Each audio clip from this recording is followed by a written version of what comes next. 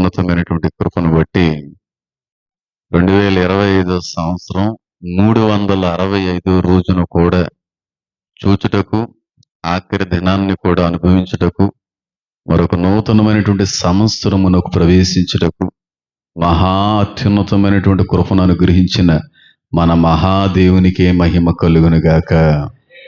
హల్లెలూయా. 2025 సంవత్సరంలో కొన్ని కోట్ల మంది చచ్చిపోయారు.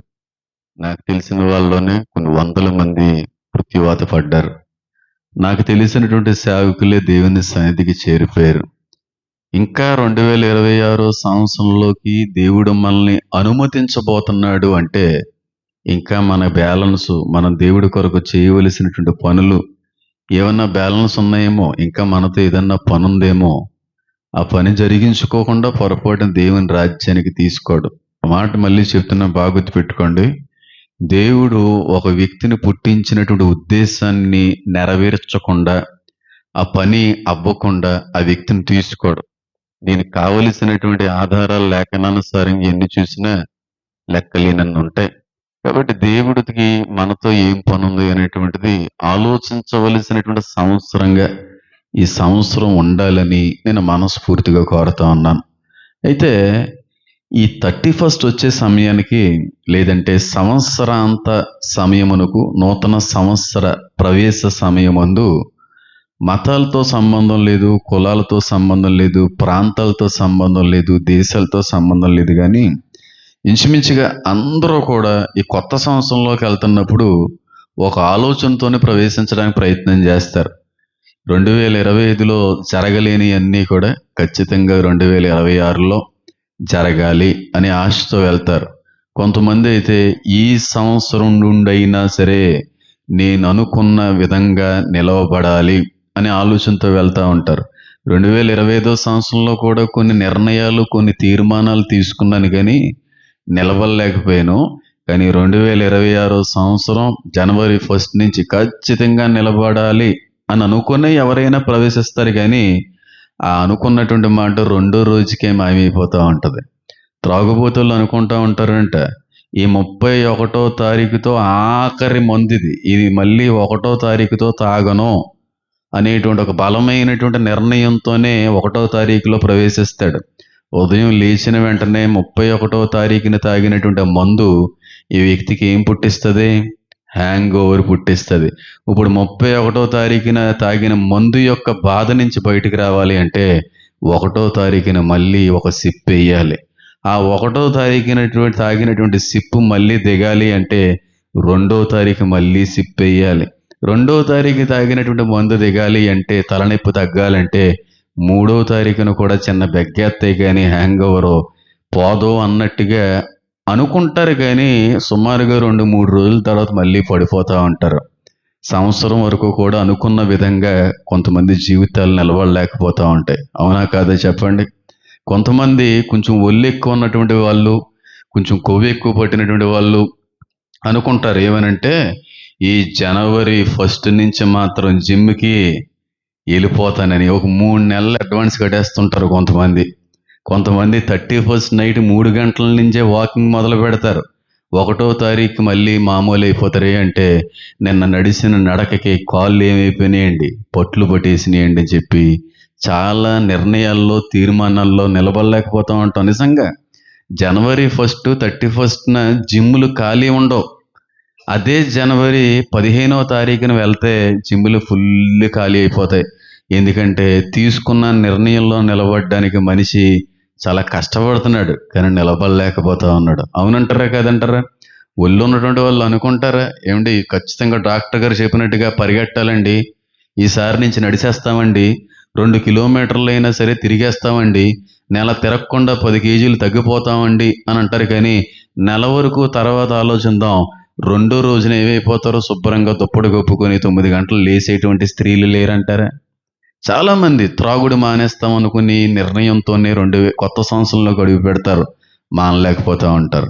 ఇక నుంచి అయినా సరే డైట్ చక్కగా మేము ఫాలో అవుతాం, డాక్టర్ గారు ఇచ్చినటువంటి ఆ ఆహారాన్ని మాత్రమే తీసుకుంటాం తప్ప మా శరీరాలని, మీ ఆరోగ్యాల్ని పాడు చేసేటువంటి ఆహారాలను తీసుకోము అనే తీర్మానంతోనే, నిర్ణయంతోనే ముందుకు వెళ్తారు. కానీ తర్వాత 2 రోజులకి మళ్ళీ మామూలు అయిపోతూ ఉంటారు. ఇలాగా ప్రతి మనిషి కూడా కులానికి సంబంధం లేదు, మతానికి సంబంధం లేదు, ప్రాంతానికి దేశానికి కూడా ఏ విధంగా సంబంధం లేదు. కానీ ఎన్ని కొత్త సంవత్సరాలు ఒక మనిషి యొక్క జీవితంలో వస్తున్నా ఆ కొత్త సంవత్సరాన్ని ఎదుర్కొనేటువంటి ఆఖరి సమయంలో, ఆ కొత్త సంవత్సరాన్ని ఎదుర్కొన్నటువంటి మొదటి సమయంలో ఒక మనిషి చాలా రకాలైనటువంటి తీర్మానాలు, చాలా రకాలైనటువంటి నిర్ణయాలు తీసుకుంటూ ఉంటాడు. ఈ సంవత్సరం నుంచి నిలబడాలి, ఈ సంవత్సరం నుంచి ఇలా ఉండాలి, ఈ సంవత్సరం నుంచి ఇదే జరిగించాలి, ఈ సంవత్సరం నుంచి ఎట్టి పరిస్థితుల్లో ఇది ఆచరించాలని అనుకుంటా ఉంటారు. కానీ ఆ మనిషి వల్ల చాలాసార్లు కావట్లేదు. ఎందుకు ఒక మనిషి తీసుకున్నటువంటి తీర్మానాల్లో నిలబడలేకపోతున్నాడు? ఎందుకు ఒక మనిషి అనుకున్నటువంటి నిర్ణయాల్లో నిలబడలేకపోతున్నాడు?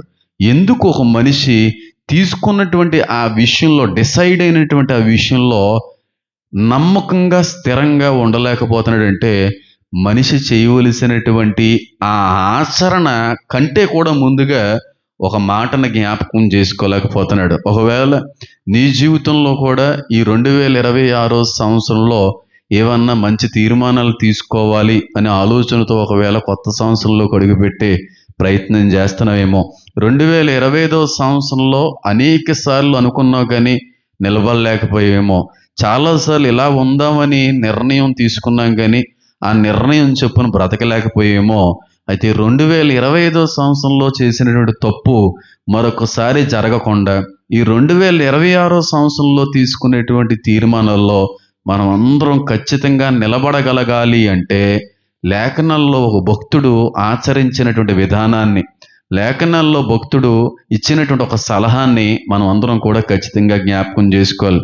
ఎంతమంది 2026 సంవత్సరం నుండి కొన్ని తీర్మానాలు తీసుకున్నామండి, కొన్ని నిర్ణయాలు తీసుకున్నామండి, కొన్ని డెసిషన్స్ అనేటువంటివి మేము తీసుకున్నామండి, ఆ విధంగా మేము ముందుకు వెళ్ళాలనేటువంటి నమ్మకంతో మేము ఉన్నామండి అన్న వాళ్ళు ఒకసారి చేతులు ఎత్తండి. నూతన సంవత్సరంలో నూతన తీర్మానాలు కలిగి ఉన్నామండి అన్న వాళ్ళు చేతులు ఎత్తగలరా? కొంతమంది ఎత్తారు, కొంతమంది ఎత్తడానికి సంకోచిస్తున్నారు. అయితే మిమ్మల్ని అందరినో ప్రశ్న అడగాలి.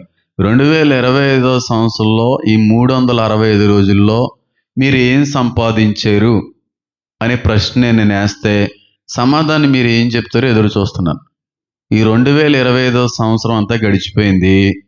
ఇలాంటి సంవత్సరాలు బోల్డ్ వస్తున్నాయి, పోతున్నాయి. ప్రతి కొత్త సంవత్సరాన్ని ఎదుర్కొనే సమయంలో 31st నైట్న అద్భుతమైనటువంటి రీతిలో ఆరాధనలో పాల్గొంటున్నాం. మళ్ళీ 2026 సంవత్సరం దేవుని రాకడ ఆలస్యం అయితే ఇదే 31 డిసెంబర్ తారీఖున మళ్ళీ వాచ్ నైట్ ఆరాధనలో మనం ఉంటాం. కానీ ఏమి లాభం? ఇంతకీ 2025 సంవత్సరంలో నువ్వు ఏం సంపాదించావు, ఏది సాధించావు అని నిన్ను నువ్వు ప్రశ్నించుకుంటే దానిలో ఏమన్నా ప్రతిఫలం కానీ జవాబు కానీ కనబడుతుందంటారా? మీరు చెప్పండి పాస్టర్ గారు, 2025లో మీరు ఏం సంపాదించారంటే దేవుని యొక్క కృపను బట్టి, ఆయన యొక్క మహా నడిపింపుని బట్టి, నాకు తెలిసినంత వరకు కొన్ని లెక్కలను బట్టి 500 మంది కంటే ఎక్కువ మంది యొక్క జీవితాలను కట్టగలిగాను. 500 మంది కంటే ఎక్కువ మందిని క్రీస్తులోకి నడిపించగలిగాను. 500 మంది కంటే ఎక్కువ మందిని రక్షణ వరకు తీసుకెళ్ళడానికి దేవుడి యొక్క నోటికి బోరగా వాడబడ్డాను అని గర్వంగా నేను చెప్పగలను. నేను తీసుకున్నటువంటి కొన్ని తీర్మానాల్లో, నిర్ణయాల్లో చాలా నమ్మకంగా వెళ్తున్నాను అనేటువంటి నమ్మకంతో మళ్ళీ చెప్పగలను. కాకపోతే ఆ తీర్మానాలు మీ దగ్గర నేను పంచుకోవడానికి ఇష్టపడట్లేదు. ఎందుకంటే నాకు నా దేవునికి మధ్యన మాత్రమే ఉండాలి. కనుక 2020 సంవత్సరంలో తీసుకున్నటువంటి ఒక తీర్మానంలో నేను ఇప్పటికే కొనసాగుతున్నందుకు నేను చాలా ఆనందిస్తున్నాను. అటు మనసు దేవుడు నాకు అందించినందుకు వరకు నేను దేవుని ఎంతగానో కనపరుస్తున్నాను. కాబట్టి నేనేదో గొప్పవాడిని చెప్పుకోవడానికి, రుజువుపరుచుకోవడానికి నేను ఈ మాట చెప్పట్లేదు. కానీ సంవత్సరాలు గడిచిపోతున్నాయి, సంవత్సరాలు తరలిపోతున్నాయి. కానీ మన జీవితాల్లో ఏదైనా మార్పు ఉందా? మన జీవితాల్లో మనం అనుకున్నటువంటిది ఏదైనా సాధించగలుగుతున్నావా? ప్రతి సంవత్సరం గడుస్తూనే ఉంది. కానీ ఏ సంవత్సరంలో అయినా నేను ఇది సాధించాను, ఈ విషయంలో నేను నిలబడగలిగాను, నేను ఈ సంవత్సరంలో ఇది సంపాదించాను అని చెప్పగలిగేటువంటి అనుభవాలు గత సంవత్సరాలు ఏమన్నా మిగులుస్తున్నాయా అనే ఆలోచన కానీ మీరు చేసినట్టయితే మీ జీవితం ఎంత భయంకరమైనటువంటి ప్రమాదంలో ఉందో మీకే అర్థమవుతుంది. కాబట్టి 2020 సంవత్సరంలో అడుగు పెట్టడం గొప్ప విషయం ఏం కాదు. కానీ అడుగు పెట్టే దానికంటే కూడా ముందుగా కొన్ని తీర్మానాలు మనం తీసుకోవాలి. ఈ సంవత్సరం నుంచి ఇలా ఉండాలి, ఈ సంవత్సరం నుంచి ఈ విధంగా ముందుకు వెళ్ళాలి, ఈ సంవత్సరం నుంచి కొన్ని ఆత్మ సంబంధమైనటువంటి తీర్మానాల్లో నేను నిలకడగా జీవించగలగాలి అనేటువంటి ఒక ఆలోచనతో ఒక సంవత్సరాన్ని కానీ ఎదుర్కొంటే అది ఆనందమే. అంతేకాని తీర్మానాలు, ఏ విధమైనటువంటి డెసిషన్స్, ఏ విధమైనటువంటి నిర్ణయాలు ఏమీ లేకుండా సంవత్సరాలు మారుతున్నప్పుడు మనం వెళ్తే దానివల్ల మనకు ఏం ఉపయోగం లేదు. నేనైతే ప్రతి సంవత్సరంలో కొన్ని తీర్మానాలు తీసుకుంటా ఉంటాను. ఆ తీర్మానాలకి లోబడి నిలవబడి కొనసాగించడానికి తీవ్రమైనటువంటి ప్రయత్నాలు చేస్తూ ఉంటాను. తీసుకున్నటువంటి అన్నిటిలో కూడా నిలబడతాను నేను చెప్పలేను, కానీ ఖచ్చితంగా అందులో చాలా వరకు మాత్రం నిలబడడానికి ప్రయత్నం చేస్తూ ఉంటాను. ఎందుకు నేను నిలబడగలుగుతున్నాను? ఎందుకు సంఘం నిలబడలేకపోతుంది? ఎందుకు ఒక సగటు మనిషి అనుకున్నటువంటి మాట చొప్పున నిలబడలేకపోతున్నాడు? తీసుకున్నటువంటి తీర్మానంలో నిలబడలేకపోతున్నాడు, అనుకున్నటువంటి నిర్ణయంలో ముందుకు వెళ్ళలేకపోతున్నాడు అనేటువంటి ఆలోచన కానీ మనం చేసినట్టయితే దానికి తగినటువంటి ఒక గొప్ప సూచన అన్నగానే సలహా మీ అందరికి ఇవ్వడానికి ప్రయత్నం చేస్తాను. అయితే మేము 2026 సంవత్సరం నుండి ఖచ్చితంగా కొన్ని డెసిషన్స్ అనేటువంటివి తీసుకుంటామండి. ఆ డెసిషన్స్ అనేటువంటివి మా ఆత్మలకే కాదు కానీ మా జీవితాలకు కూడా మేలు కలిగించేటువంటి వాటిగా ఉంటే అంతకంటే మాకు ఆనందం ఏంటండి? మీరు ఏ తీర్మానాలు అయితే దేవుని మూలంగా మాకు చెప్పాలనుకుంటున్నారో ఆ తీర్మానాల్లో మేము ఖచ్చితంగా నిలబడడానికి మా ప్రయత్నం మేము చేస్తామండి అన్న వాళ్ళు చేతులెత్తండి. దేవుడు ఈ 31st నైట్ వాచ్ నైట్ సర్వీస్లో ఏం చెప్పమంటావు ప్రభు అంటే ఒక వచనాన్ని గుర్తు చేశాడు. అర్జెంటుగా ఆ అధ్యాయాన్ని తీయి, అధ్యాయంలో ఒక మాట నీకు కనబడుతుంది, దాన్ని వివరించు అని అన్నాడు. కాబట్టి సంఘంతో దేవుడు ఏదో మాట్లాడాలనే ప్రయత్నం చేస్తున్నాడు. మిమ్మల్ని ప్రశ్న అడుగుతున్నాను, 2026 సంవత్సరం 2025 సంవత్సరంలో ముగించబడ్డానికి వీలు లేదండి. మేము ఖచ్చితంగా శ్రేష్టమైన ఆత్మ సంబంధమైనటువంటి కొన్ని నిర్ణయాలకి మేము కట్టుబడి ఉంటామండి. దేవుడు మీకు ఏదైతే మాకు చెప్పమన్నారో ఆ తీర్మానాలు మాకు తెలియజేయండి అన్న వాళ్ళు ఒకసారి చేతులు ఎత్తండి. దేవుడు తీసుకోవలసినటువంటి డెసిషన్స్ అన్నీ కూడా వినడానికి రెడీగా ఉన్నారు కదా, వాటిని ఆచరించడానికి కూడా మీరు ఖచ్చితంగా నిలబడగలగాలని నేను కోరుకుంటున్నాను. కానీ దానికంటే కూడా ముందుగా ఒక మనిషి అనుకున్న విధంగా నిలబడాలి అంటే, ఒక మనిషి తీసుకున్నటువంటి నిర్ణయానికి కట్టుబడాలి అంటే, ఒక మనిషి యొక్క తీర్మానంలో చివరి వరకు కూడా స్థిరంగా ముందుకు వెళ్ళగలగాలి అంటే, మనిషి అనుకున్న విధంగానే జీవించగలగాలి అంటే, లేఖనాల్లో ఒక భక్తుని యొక్క జీవితంలో మాట్లాడినటువంటి ఒక మాట నన్ను ఎంతగానో ఆకర్షింపజేసింది. కాబట్టి ఈ నూతన సంవత్సరంలో నూతనంగా నీలో కనబడవలసినటువంటి, నూతనంగా నీలో నేను చూడాలనుకుంటున్నటువంటి, నూతన సంవత్సరంలో నూతనంగా నీ మనసులో ఏర్పాటు చేయబడవలసినటువంటి, కనబడవలసినటువంటి ఒక అనుభవాన్ని మీతో నేను పంచుకోవడానికి ప్రయత్నం చేస్తాను. కీర్తనల గ్రంథము 51వ కీర్తన, కీర్తనల గ్రంథము 51వ కీర్తనలో ఒక అద్భుతమైనటువంటి సలహా దావీదు మహాశయుడు చెప్పడానికి, పంచుకోవడానికి ఇష్టపడ్డాడు. ఆయన రాసినటువంటి, ఆయన అనుభవాల్లో నుంచి పుట్టుకొచ్చినటువంటి చెప్పబడినటువంటి సలహాను కానీ నీవు పాటించగలిగితే దావీదుకు మించిన రీతిలో నువ్వు నిలబడతావని నేను నమ్మకంగా చెప్పగలను. నేను నిలబడినట్టుగానే మీరు కూడా ఖచ్చితంగా నిలబడగలరని నేను నమ్మకంగా చెప్పగలను. చాలామంది అనుకుంటున్నారు ఏమనంటే, ఈ సంవత్సరం నుంచి అయినా మందు మానేయాలి, ఈ సంవత్సరం నుండి అయినా సరే పూర్తిగా సీరియల్ మానేయాలి, ఈ సంవత్సరం నుండి అయినా పోర్నోగ్రఫీ అనేటువంటిది పూర్తిగా మానుకోవాలి, ఈ సంవత్సరం నుండి అయినా సరే కొన్ని విషయాలకి దూరంగా ఉండాలి అనే ఆలోచన ఒకవేళ మీలో మొదలైతే అది చాలా ఆనందమే. అయితే ఆ ఆలోచనతో పాటుగా తీసుకున్నటువంటి తీర్మానంలో నిలకడగా నువ్వు నిలబడగలగాలి అంటే ఈ భక్తుడు అవలంబించినటువంటి ఆ సిద్ధాంతాన్ని, ఆ సలహాని మనం అందరం కూడా పాటించాలి. నూతన సంవత్సరంలో నూతనముగా జరగవలసినటువంటి నీ హృదయంలో మార్పు ఏంటి అని అంటే 51వ కీర్తన 10వ వచనము, దేవా నా యందు శుద్ధ హృదయమును కలుగుజేయము, నా అంతరంగములో స్థిరమైన మనసును నూతనముగా పుట్టించుము. నా అంతరంగములో స్థిరమైనటువంటి మనసుని కొత్తగా పుట్టించమంటున్నాడా, లేకపోతే పాత మనసునే మార్చండి ప్రభువా, ఆ పాత ఇనప సామాన్లే ఏదో సొట్టలు తీయించినట్టుగా ఆ మనసుని ఏదో కొంచెం మీరు రెడీ చేయండి, ఏదో మార్పు చేయండి అని అనట్లేదు, కానీ నా అంతరంగములో నూతనమైన మనసును నువ్వేం చేయాలి, పుట్టించాలి ప్రభువా అనేటువంటి మాట కనబడదు. చూడండి ఎంత అద్భుతంగా ఉంటుందంటే, ఈ ఒక్క లైన్ మీద ఒక 3-4 ప్రసంగాలు అందించవచ్చు. అయితే నేను చెప్పాలనుకున్నటువంటి అంశం మాత్రమే దీనిలో నుంచి నేను మీ అందరికీ పంచుకోవడానికి ప్రయత్నం చేస్తాను. నా అంతరంగములో స్థిరమైన మనస్సును నూతనముగా స్థిరముగా అనేటువంటి మాట ఏ విషయానికి ఉపయోగపడుతుంది చెప్పాలి? టెంపరీగా తీసుకునేటువంటి నిర్ణయాలకు ఉపయోగపడుతుందా, పెర్మనెంట్ డెసిషన్స్కి ఉపయోగపడుతుందా?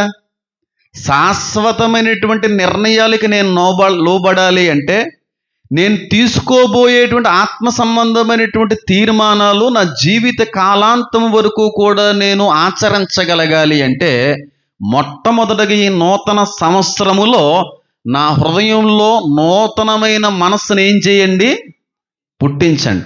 నూతనమైనటువంటి మనసు మన జీవితంలో పుట్టకుండా నూతనంగా తీసుకునేటువంటి నిర్ణయాల్లో మనం నిలబడలేం. మనస్సు అనేటువంటిది నూతనంగా పుట్టకుండా మనం తీసుకునేటువంటి డెసిషన్స్లో మనం పొరపాటును కూడా పెర్మనెంట్గా నిలబడలేము. ఎప్పుడు ఒక మనిషి అనుకున్నట్టుగా జరిగించగలడు, ఎప్పుడు ఒక మనిషి తీసుకున్నటువంటి నిర్ణయం చొప్పున కట్టుబడి ఉండగలడు అంటే ఆ వ్యక్తి యొక్క మనసు నూతనంగా ఏం చేయబడాలి, పుట్టాలి. అది మనం అనుకుంటే జరుగుతుంది అంటారా? నూతనమైనటువంటి మనస్సును మనంతటగా మనం క్రియేట్ చేసుకుని మనంతటా మనం పుట్టించుకునే ప్రయత్నం చేస్తే అది జరుగుతుంది అంటారా? జరగదు. మరి ఎవరు జరిగించాలి? హృదయాంతరంగములను పరిశీలించేటువంటి దేవుడు మూలంగా మాత్రమే ఒక మనిషి మార్పులోకి వస్తుంది తప్ప ఒక మనిషి యొక్క మనసుని నూతనముగా పుట్టించగలడు తప్ప మనిషి అనుకుంటే మనసుని ఇప్పటికీ మార్చుకోలేడు. బాగా గుర్తుపెట్టుకోండి. అనుకుంటాం ఈ విధంగా బతకాలి, ఈ విధంగా జీవించాలి, ఈ విధంగా నిలబడాలని అనుకుంటాం, కానీ నిలబడలేకపోతున్నాం. అంటే దానికి కారణం ఏంటి తెలుసా? చెప్పాలి. మరలా ఒక వ్యక్తి నూతనముగా జన్మిస్తే తప్ప ఆ వ్యక్తి ఎక్కడ చేరలేడు. ఎందులో జన్మించాలి నూతనంగా అంటే? అంతరంగంలో నూతనంగా మళ్ళీ ఎప్పుడైతే మనం జన్మించగలమో అప్పుడు మాత్రమే తీసుకునేటువంటి నూతన నిర్ణయాలకి మనం కట్టుబడి ఉండగలం. ఆ మనసుని దేవుడు పుట్టిస్తే తప్ప మనిషి ఎప్పటికీ అనుకున్న దానిలో నిలకడగా ఉండలేడు. ఒకవేళ ఈ 2026వ సంవత్సరంలో ఏవైనా నిర్ణయాలు తీసుకున్నాయేమో, ఏవైనా మంచి ఆలోచనలు ఏమన్నా మొదలుపెట్టేమో, ఈ సంవత్సరం నుండి అయినా సరే ఈ విధంగా ఉండాలి, ఈ విధంగా బ్రతకాలి, వీటికి దూరంగా ఉండాలి, ఈ విషయాల్లో నేను కొనసాగాలి అనేటువంటి ఒక ఆలోచనతో ఒకవేళ ఈ మందిరానికి నువ్వు వచ్చేమో, ఆ ఆలోచనలన్నీ కూడా సఫలకృతం చేయబడాలి అంటే, ఫలించబడాలి అంటే, నువ్వు అనుకున్న విధంగా నువ్వు నిలబడగలగాలి అంటే మొట్టమొదటగా ఆ తీర్మానంతో పాటుగా దేవుడి దగ్గర నువ్వేం అడగాలి? ప్రభువా, నేను తీసుకునేటువంటి నిర్ణయానికి నేను లోబడినట్లుగా నా మనసుని ఏం చేయండి, మార్చండి ప్రభువా. నా హృదయాన్ని నూతనముగా శుద్ధీకరించండి ప్రభువా. గతించినటువంటి ఆ మనసును పూర్తిగా చెదరగొట్టి నూతన మనసుతో మరొక నూతన సంవత్సరంలో నన్ను నిలబెట్టండి ప్రభువా. నేను తీసుకునేటువంటి తీర్మానాల్లో నిలబడడానికి మీ కృపను నాకు అనుగ్రహించండి నాయన అని దావీదు అడిగినట్టుగా కానీ నువ్వు అడగగలిగితే ఖచ్చితంగా నువ్వు తీసుకునేటువంటి నిర్ణయాల్లో కూడా నిలకడగా ఉండగలవు. అందుకే దేవుణ్ణి అడగకుండా ఏ నిర్ణయాలు తీసుకున్నా ఆ నిర్ణయాల్లో నిలబడలేకపోతున్నాం. ఎందుకంటే దేవుని యొక్క సహాయం లేకుండా మనం నిలబడదామని అనుకుంటున్నాం. దేవుని యొక్క సహాయము ప్రమేయం లేకుండా ఈసారి నుంచి ఇలా నిలబడిపోదాము అని అనుకుంటున్నాం, కానీ ఉండలేకపోతున్నాం. నిలబడాలి అంటే ఖచ్చితంగా దేవుని యొక్క సహాయం కావాలి. నేను అడిగిన దేవుణ్ణి నా వ్యసనం నుండి దేవునికి దూరంగా బ్రతుకున్నటువంటి సమయంలో కుటుంబాన్ని దుఃఖ సంద్రంలో మిగిలిచినటువంటి ఆ సమయంలో నేను దేవుణ్ణి అడిగాను, నేనైతే నిలబడలేను, నేనైతే మాత్రం ఖచ్చితంగా దాన్ని ముట్టకుండా ఉండలేను, కానీ నాకు నిలబడాలి అనేటువంటి ఆశ ఉంది నాయన. ఆ ఆశని తీర్చగలిగేటువంటి దేవుడిని నేను నమ్ముతున్నాను. నిలబడ్డానికి మీ కృప అందించండి, నిలకడగా నిలబడ్డానికి మీ సహాయాన్ని నాకు అందించండి అని అంటే దేవుడు అందించాడు కనుకే 3-4 రోజుల్లో మనిషిగా నేను రికవర్ అయిపోయాను. కొన్ని నెలలైనా సరే కొంతమందికి అది అసాధ్యమైనటువంటి పని 2-3 రోజుల్లో సాధ్యమైందంటే ఆ తీర్మానానికి ముందు నేను ఒక నిర్ణయం తీసుకున్నాను. ఆ నిర్ణయంతో పాటుగా దేవుని యొక్క సహాయాన్ని కోరాను. ఒకవేళ ఈ సంవత్సరంలో మంచి మంచి నిర్ణయాలు ఏమన్నా తీసుకోవాలన్న ఆలోచనతో ఒకవేళ నువ్వు వచ్చుంటే ఆ తీర్మానాలు నిర్ణయాలతో పాటుగా ప్రభువా ఆ నిర్ణయంలో నేను నిలకడగా ఉండడానికి మీరు ఏం చేయండి, సహాయం చేయండి. నేను నిలబడాలనుకుంటున్నాను. చాలా సంవత్సరాల నుంచి అనుకున్నాను కానీ అనుకున్నట్టుగా నిలబడలేకపోయాను. చాలా సంవత్సరాల నుంచి ఈ విధంగా జీవించాలి అని అనుకున్నాను కానీ జీవించలేకపోయాను. చాలా సంవత్సరాల నుంచి పొరపాటును కూడా ఈ మాటలో తప్పకూడదని అనుకున్నా కానీ తప్పిపోయాను నాయన. కానీ ఈ సంవత్సరం నుండి మాత్రం ఖచ్చితంగా నిలబడి తీరతానో, ఎందుకు నిలబడనో చూస్తాను అనేటువంటి నిగ్రహంతో పాటుగా దేవుని యొక్క సహాయాన్ని కానీ మీరు కోరగలిగితే ఈ నూతన సంవత్సరంలో ఖచ్చితంగా ఎన్నో ఆత్మ సంబంధమైనటువంటి విషయాల్లో నిలకడగా మనం ఉండగలుగుతాం. అందులో సందేహం లేదని అంటాను. దావీదు చేసినటువంటి తప్పు అనంతరం మాట్లాడినటువంటి మాట మరొక్కసారి దావీదు జీవితంలో ఎలాంటి తప్పు ఎప్పుడన్నా చేసినట్టుగా లేఖనంలా కనబడిందా? ఎందుకు అనుకున్నాడు, ఆయన డిసైడ్ అయిపోయాడు, మళ్ళీ ఇంక జీవితంలో ఇది చేయకూడదని డిసైడ్ అయ్యాడు.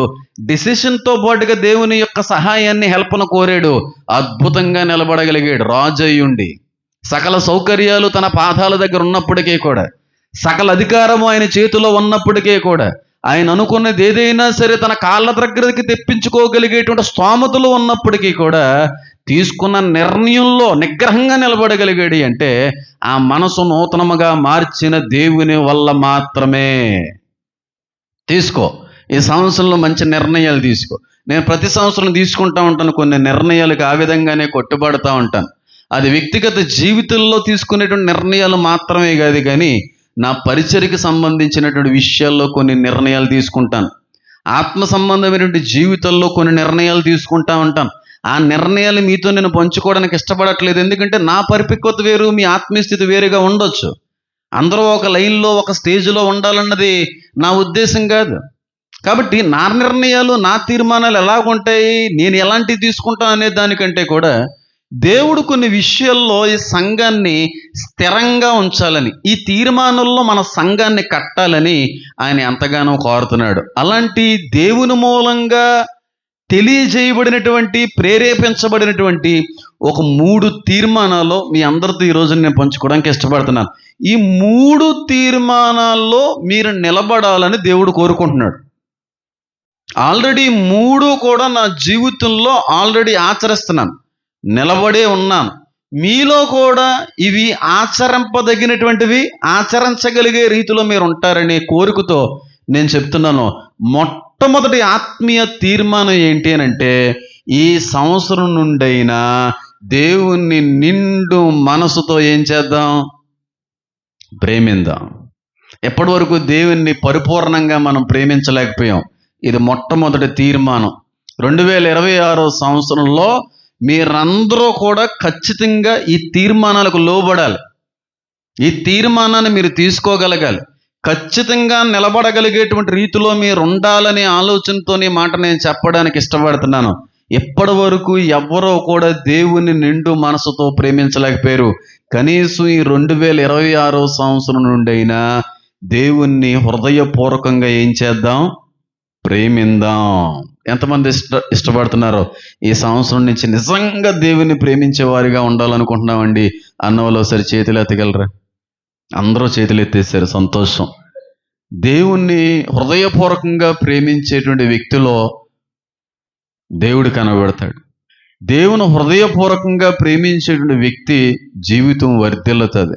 దేవుని హృదయపూర్వకంగా ప్రేమించేటువంటి వ్యక్తి జీవితంలో లెక్కలేనన్ని వాగ్దానాలు నెరవేర్చబడతాయి. ఒక మాటలో చెప్పాలి అంటే దేవుణ్ణి హృదయపూర్వకంగా ప్రేమించగలిగేటువంటి వ్యక్తి జీవితం ఊహలకి సైతం అందనంత అత్యున్నతమైన స్థలాల మీద నిలబెడతాడు నా దేవుడు. ఇది నిజం. దేవుణ్ణి ఇప్పటి వరకు మనం నిజంగా ప్రేమించలేకపోయాం. దేవుణ్ణి ఇప్పటి వరకు కూడా హృదయపూర్వకంగా మనం ప్రేమించలేకపోయాం. లేఖనాలు సెలవిస్తున్నాయి, నన్ను గణపరచు వారిని తప్పక నేను ఏం చేస్తాను, నన్ను ఎవరైతే గణపరుస్తారో ఆ వ్యక్తిని లోకంలో ఏం చేస్తాను, నేను అందరి ముందు ఘనతకు అప్పచెప్తాను, గణపరుస్తాను అంటున్నాడు ఆయన. అంటే ఒక మాటలో చెప్పాలంటే, నన్ను ఎవరైతే కనపరుస్తారో ఆ వ్యక్తి నేనేం చేస్తానో నా చేతులతో దీవిస్తాను అంటున్నాడు ఆయన. ఎప్పుడు అంటే ఆయన ఎప్పుడైతే నిండు హృదయముతో నిండు మనసుతో ఆయన ఆరాధించగలుగుతామో, ప్రేమించగలుగుతామో, ఖచ్చితంగా మన జీవితంలో తెలియనటువంటి ఒక అద్భుతమైన మార్పును కలిగజేయగలిగే దేవుడే. తీసుకోండి, ఈ సంవత్సరం 2026 సంవత్సరంలో మొట్టమొదటగా తీసుకోవలసినటువంటి ఆత్మ సంబంధమైన తీర్మానం ఏంటంటే, ఇక నుంచైనా దేవునితో మేము ఎక్కువగా ప్రేమలో ఉంటాము. ఇది సంఘానికి మాత్రమే కాదు, కానీ నా యూట్యూబ్లో ఉన్న ఫాలోవర్స్ అందరికి కూడా నేను చెప్పేది ఒకటే, ఈ సంవత్సరం నుండి అయినా దేవుణ్ణి సంపూర్ణ హృదయంతో ప్రేమిందాం. ప్రేమించడం అంటే ఏంటండి అనేటువంటి ఒక ఆలోచన, ప్రశ్న మీకు మొదలై ఉండాలి. నిజమైనటువంటి ప్రేమలో కనబడేటువంటి మొట్టమొదటి లక్షణం ఏంటో తెలుసా?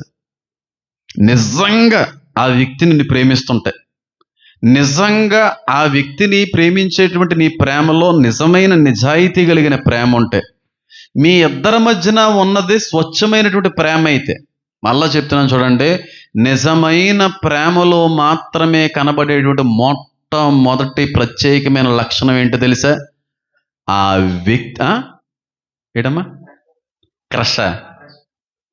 అది కోర్స్ అది ఉంటుంది. నమ్మకం అనేది లేకపోతే ప్రేమ నిలబడదు. నువ్వు అన్నది కరెక్టే. నిజమైన ప్రేమలో మనకు కనబడింది, అది నిజమైన ప్రేమో కాదో మనకు అర్థమైపోతుంది. ఈ లక్షణం లేకపోతే అది ప్రేమ కాదని అర్థం. ఏంటో తెలుసా? నిజమైనటువంటి ప్రేమలో సహవాసం ఉంటుంది. ఇంకా బాగా అర్థమయ్యే చెప్తాను. నిజంగా ఒక వ్యక్తిని మనం ఇష్టపడితే ఆ వ్యక్తితో మాట్లాడకుండా ఉండలేం, ఆ వ్యక్తిని చూడకుండా ఉండలేం, ఆ వ్యక్తిని పొరపాటును కూడా దూరంగా ఉండడానికి ఉండలేం. ఆ వ్యక్తి నాకు ఎప్పుడు కనబడుతుందా, ఆ వ్యక్తి నాకు ఎప్పుడు కనబడతాడా, ఎప్పుడు మాట్లాడతానా, ఎప్పుడు కలుస్తామా, ఎప్పుడు ఎదురవుతామా అనే ఆలోచనతో ఎప్పుడు ఆ వ్యక్తికి దగ్గరగా ఉండడానికి ఇష్టపడతారు తప్ప ఆ వ్యక్తికి దూరంగా ఉండడానికి ఎవరు ఇష్టపడరు. అవునంటారా కాదంటారా? ఒకవేళ ప్రేమించుకునేటువంటి ప్రేమల్లో కానీ ఒకవేళ ఈ అనుభవం ఉంటే, ఖచ్చితంగా ఆ వ్యక్తి ఎప్పుడు ఫోన్ చేస్తుందో, ఎప్పుడు మెసేజ్ చేస్తుందో, ఎప్పుడు కలుస్తుందో, ఎప్పుడు మాట్లాడుతుందో, ఎప్పుడు అదో ఇదో అనే ఆలోచనతో ఉంటుంది. ఎందుకంటే అది నిజమైన ప్రేమ. నిజమైన ప్రేమ కాదనుకోండి, ఆ వ్యక్తితో మాట్లాడకుండా బ్రతకగలం, ఆ వ్యక్తిని చూడకుండా ఉండగలం, ఆ వ్యక్తిని కలవకుండా కూడా ఉండగలం. అంటే కలవకుండా ఉండినోళ్ళందరూ ప్రేమ అబద్ధం అని కాదు. నిగ్రహం కలిగిన ప్రేమలో కూడా దూరాలు ఉంటాయి, కాదని నేను అనట్లేదు. కానీ నిజమైన ప్రేమ ఎక్కువగా వ్యక్తితో గడపడానికి ఇష్టపడతా ఉంటుంది, ఆ వ్యక్తిని చూడడానికి ఇష్టపడతా ఉంటుంది, ఆ వ్యక్తితో మాట్లాడడానికి ఇష్టపడతా ఉంటుంది. ఎప్పుడో ఫోన్ చేస్తే మాట్లాడదాంలే, ఎప్పుడో కనబడినప్పుడు చూద్దాంలే, ఎప్పుడైనా ఎదురు పడితే అప్పుడు మాట్లాడుకుందాంలే అని అనిపిస్తుంది. అంటే దాని గురించి ఆలోచించక్కర్లేదని అర్థం. అసలు అది లవ్వే కదా. అది ఒకరిని విరిచి ఒకరు పొర్రపాటును కూడా ఉండలేరు. అది స్వచ్ఛమైన దైవికమైనటువంటి ప్రేమ. ఒకరిని విడిచి ఒకరు పొర్రపాటును కూడా ఉండలేరు. సహవాసం ఉంటుంది, మాటలు ఉంటాయి, చూపులు ఉంటాయి. వారితో ఎప్పుడు కలిసి ఉండాలి అనేటువంటి ఒక ఆలోచన ఎప్పుడు ఉంటుంది. దూరంగా ఉండలేరు, ఉండవలసి వస్తే తప్ప. దేవుడు అంటే నాకు ఇష్టమండి, దేవుడిని నేను ప్రేమించినట్టుగా ఎవరో ప్రేమించరండి, దేవుడు అంటే నాకు పంచ ప్రాణాలండి, గుండు లోతుల్లో ఉంటాడండి దేవుడు అనేటువంటి మాటల్లో ప్రేమ ఉండదు. నిజంగా దేవుణ్ణి నువ్వు ప్రేమించేటువంటి వ్యక్తి అయితే ఆ వ్యక్తితో ఎక్కువగా గడపడానికి ఇష్టపడతావు, ఆ వ్యక్తి సహవాసాన్ని ఎప్పుడూ కోరుకుంటావు, ఆ వ్యక్తితో ఎప్పుడూ మాట్లాడడానికి మాత్రమే ఇష్టపడతావు. దేవునికి దూరంగా ఉండడానికి పొరపాటును కూడా నువ్వు ఇష్టపడవు. నిజంగా దేవుణ్ణి ప్రేమిస్తే ఆయన్ని చూడకుండా ఉండలేం, ఆయనతో మాట్లాడకుండా ఉండలేం, ఆయనతో భోజనము చెయ్యకుండా ఉండలేం. నువ్వు ఆయనతో మాట్లాడకుండా కూడా ఉండగలుగుతున్నావంటే, ఆయన చూడకుండా కూడా దినాన్ని ముగించగలుగుతున్నావంటే, అసలు దేవుని మీద 1% ఆఫ్ లవ్ కూడా లేదు నీకు. సహవాసం ఉంటుంది, దేవునితో ఎక్కువ గడపాలి, దేవునితో మాట్లాడాలి, దేవునితో నీ దినం అంతా కూడా గడిపేయాలి, దేవుడితో మాట్లాడుకోవాలి, చూడాలి, ఆయనతో ఎక్కువసేపు ఉండాలి అనే ఆలోచన ఉంటుంది. నిజమైనటువంటి ప్రేమలో మనం నిలబడాలి అంటే మొట్టమొదటిగా ఆయనతో గడపడానికి ఇష్టపడాలి. 2026 సంవత్సరంలో మీరు తీసుకోవలసిన మొట్టమొదటి తీర్మానం ఏంటో తెలుసా? ఇలా అందరూ ఉంటారో లేదని నాకు తెలియదు, కానీ కొంతమంది క్రైస్తవుల్లో కనబడేటువంటి ఒక చెడ్డ అనుభవం ఏంటంటే, మందిరాలకైతే వస్తారో, పాటలు అయితే పాడతారో, సాక్ష్యాలు అయితే పంచుకుంటారో, ప్రార్థనలు అయితే చేస్తారో, కానుక కూడా పుష్కలంగానే ఇస్తారు, కానీ కొంతమంది జీవితాల్లో దేవునితో గడపడానికి అసలు సమయమే ఉండదు. దేవునితో గడపడం అంటే దాని అర్థం ఏంటి? పార్కులోకి వెళ్ళి కూర్చోవడమా? మరి ఇంకేంటి? లేకపోతే 2 ఐస్ క్రీములు తీసుకుని వెళ్ళో బెంచ్ మీద కూర్చొని చెరుకు ఐస్ క్రీము నాకేయడమా? అది కాదు గడపడం అంటే. దేవునితో గడపడం అంటే ప్రార్థనలో గడుపుట. నువ్వు ఎప్పుడైతే దేవుని నిండు హృదయంతో ప్రేమిస్తావో, ప్రార్థనలో నిరంతరం ఆయనతో మాట్లాడడానికి ఇష్టపడతా ఉంటావు. ప్రార్థన అనేటువంటి పదానికి అసలు సిస్సలైనటువంటి అర్థం ఏంటో తెలుసా? దేవునితో మాట్లాడుట. అదే ప్రార్థన. కొంతమంది జీవితాల్లో అసలు ప్రార్థనే ఉండదు. ఉదయం లేచిన దగ్గర నుంచి రాత్రి పడుకునేంత వరకు చేసుకోవడానికి బోల్డ్ అనే పనులు కనబడతా ఉంటాయి, కానీ ప్రార్థన చేసుకోవడానికి మాత్రం కొంతమందికి ఏం దొరకదండి? సమయం దొరకదు, తీరిక దొరకదు. అసలు ప్రార్థించడానికి అసలు ఇంకా సమయమే లేదన్నట్టుగా కొంతమంది ఇబ్బంది పడతా ఉంటారు. నేను అడుగుతున్నాను ఇక్కడ ఉన్నటువంటి కొంతమందిని, నిర్మోహమాటంగా సమాధానం చెప్పండి. మేము రోజులో ప్రార్థన చేయకుండా ఒక్కరోజు కూడా ఉండలేమండి. ప్రార్థన లేని రోజు అంటూ మా జీవితంలో ఎప్పుడు లేదండి అన్నవాళ్ళు చేయొద్దండి. ప్రతిరోజు మేము ప్రార్థన చేసుకుంటామండి. పక్కన ఉన్న వాళ్ళు ఒకసారి లేపండి, పడుకుంటే ప్రక్కన ఉన్న వాళ్ళు లేపండి. ఒకసారి పక్కన లేపండి. పాస్టర్ గారు ఏదో చెప్తున్నారు వినండి అని లేపండి ఒకసారి పక్కన ఉన్న వాళ్ళని. ఇప్పుడు జాగ్రత్తగా వినండి.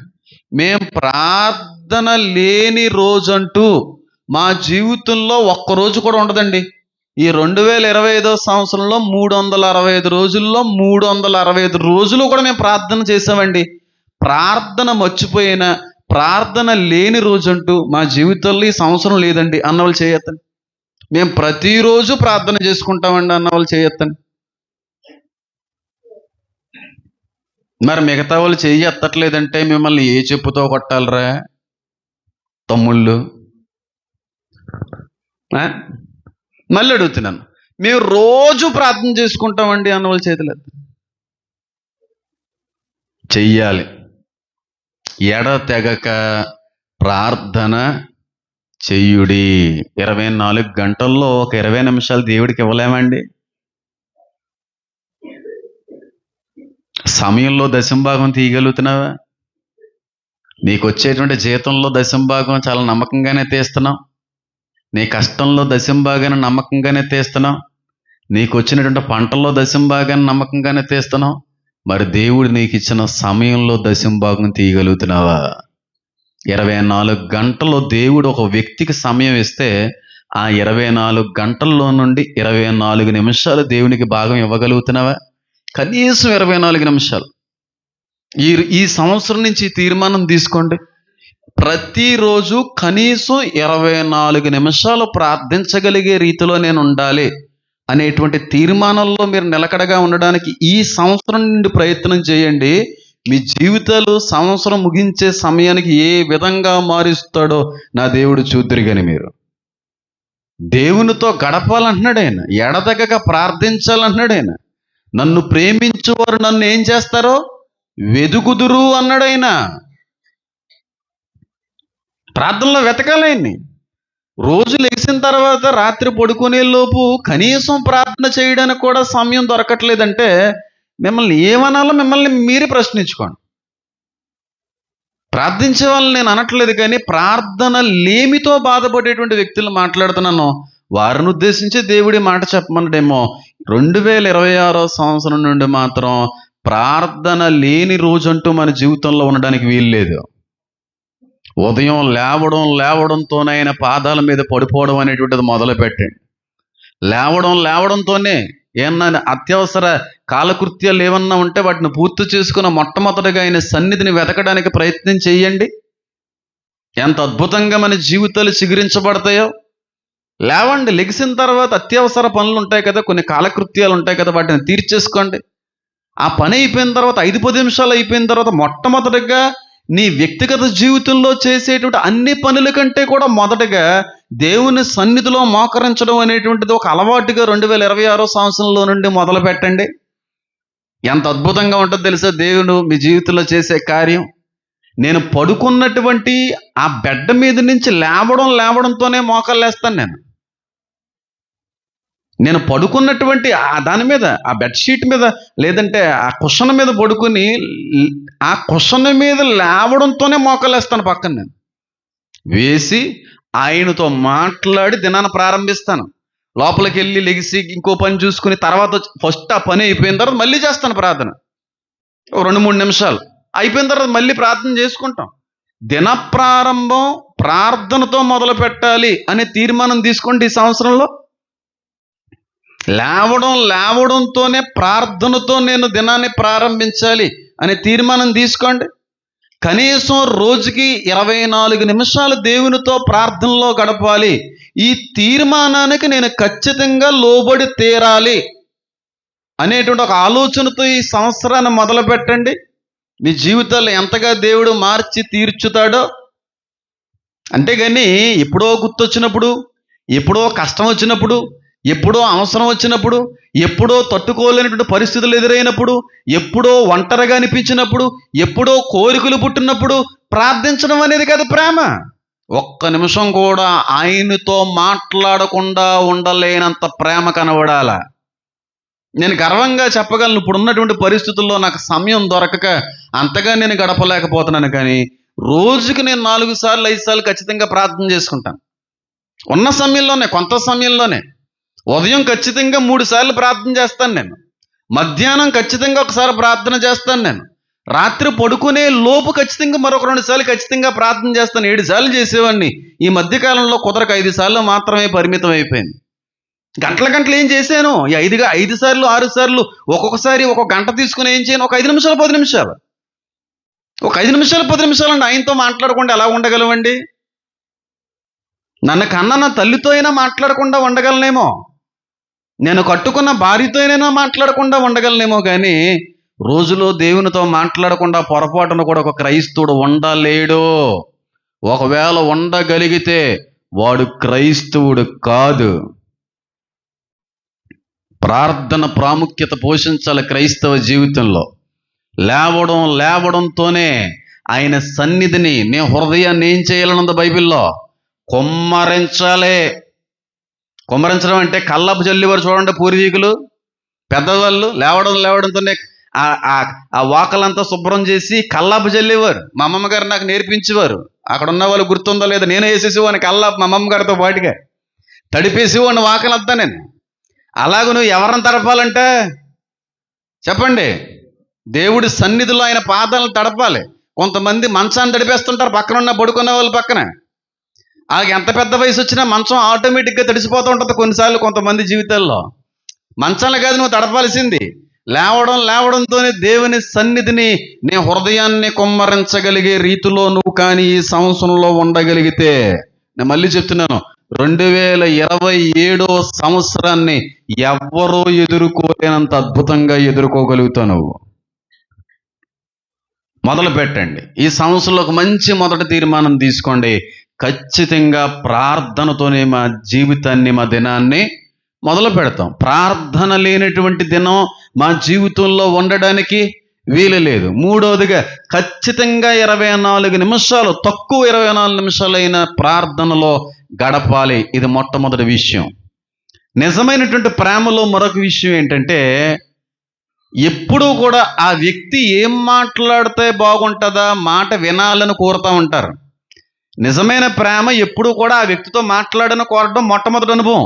రెండో అనుభవం ఏంటంటే ఆ వ్యక్తి ఎక్కువసేపు నాతో మాట్లాడితే బాగుండు, ఆ వ్యక్తి ఎక్కువసేపు నాతో గడిపితే బాగుండు, ఆ వ్యక్తి ఏం మాట్లాడతారా అనే ఆలోచనతో ఉంటుంది. ఆయన నీతో మాట్లాడాలంటే రెండవదిగా నువ్వు చేయవలసింది ఏంటి? ఎక్కడ పడాలి? రెండవదిగా వాక్యం దగ్గర పడాలి. వాక్యం నీతో ఏం చేస్తుందని ఉంది? మాట్లాడుతుంది. అది జీవం కలిగినటువంటి రెండంచెల ఖడ్గమై అన్నాడు ఆయన. జీవం లేనిదని అనలేదైనా. ఎంతమంది ప్రతిరోజు నేను బైబిల్ చదువుతానన్న వాళ్ళు చేతులు ఎత్తండి. ప్రతిరోజు క్రమం తప్పకుండా బైబిల్ చదువుతానండి అన్నవాళ్ళు నిజాలు మాత్రమే సరిగ్గా చేతులు ఎత్తండి. మరి మిగిలిన వాళ్ళు స్వాతి పుస్తకం చదువుతారా? వార్త మెయిన్ ఎడిషన్ చదువుతారా?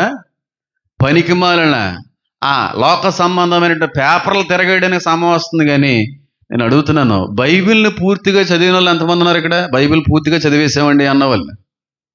అమ్మో, మొత్తం బైబిల్ అంతా చదివేశారు. ఒక 5-6 ఉన్నారు గట్టిగా అయితేనే. మరి మిగిలిన వాళ్ళందరికీ ఏమొచ్చిందండి? కంటికి ఏమన్నా గుడ్డితనం వచ్చిందా? కంటికి ఏమన్నా సైట్ వచ్చిందా? లేకపోతే ఓపిక ఏమన్నా తగ్గిందా? లేకపోతే కళ్ళే లేకుండా పోయినాయా? రోజుకి కనీసం ఒక 5-6 అధ్యాయులు కానీ చదవాలి అనేటువంటి ఒక తీర్మానం తీసుకోగలిగితే 11 నెలలకే బైబిల్ అంతా చదివేచ్చు. నేను ఇప్పుడు చెప్తున్నాను, 2026 సంవత్సరంలో మీరు తీసుకోవలసిన గొప్ప తీర్మానం ఏంటో తెలుసా? ప్రతిరోజు వాక్యంతో మేము గడపాలి. ఎంతసేపు గడపాలి? తక్కువలో 24 నిమిషాలు చదవండి. ఈ రోజు నుంచి బైబిల్కి మంచి ప్రత్యేకమైన సమయాన్ని కేటాయించండి. ఎంతగా దీవించబడతామంటే అంతగా దీవించబడతామమ్మా. సమయమందును అసమయమందును కూడా ఆయనతో గడిపితే చాలా బాగుంటాయి మన జీవితాలు.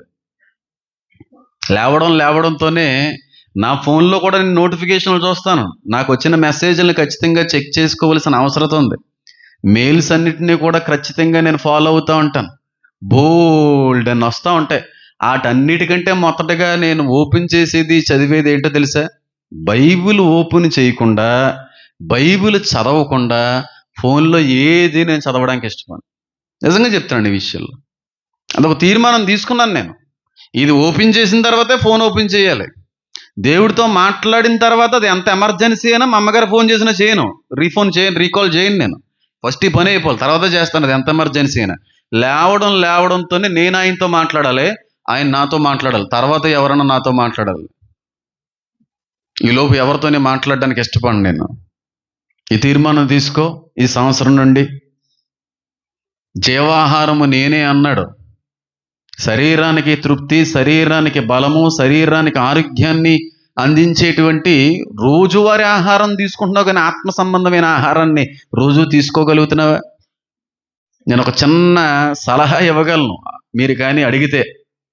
ఉదయం లేవడంతోనే మనకి బైబిల్ కార్డు ఉందండి. బైబిల్ కార్డు ఇస్తున్నాం కదా. బైబిల్ సొసైటీకి సంబంధించినటువంటి విరాళాలు మనం చాలా నమ్మకంగా ఆ సొసైటీ వాళ్ళకి పంపిస్తూ ఉంటాం. వాళ్ళు కూడా అంత నమ్మకంగానే మనకు ఆ కార్డ్స్ అన్నీ కూడా పంపిస్తూ ఉంటారు. ఆ కార్డ్స్ అందరికీ ఇస్తూ ఉంటాను.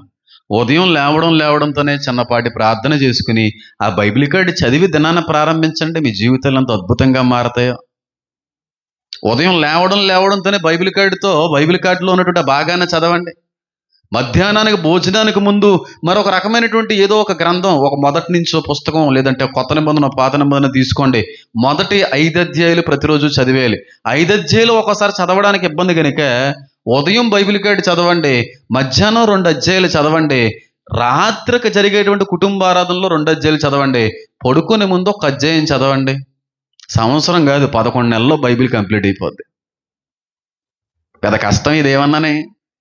3 పూటలు తింటున్నట్టుగా 3 పూటలు మరి అంతరంగ పురుషుడికి ఏం పెడతావు నువ్వు?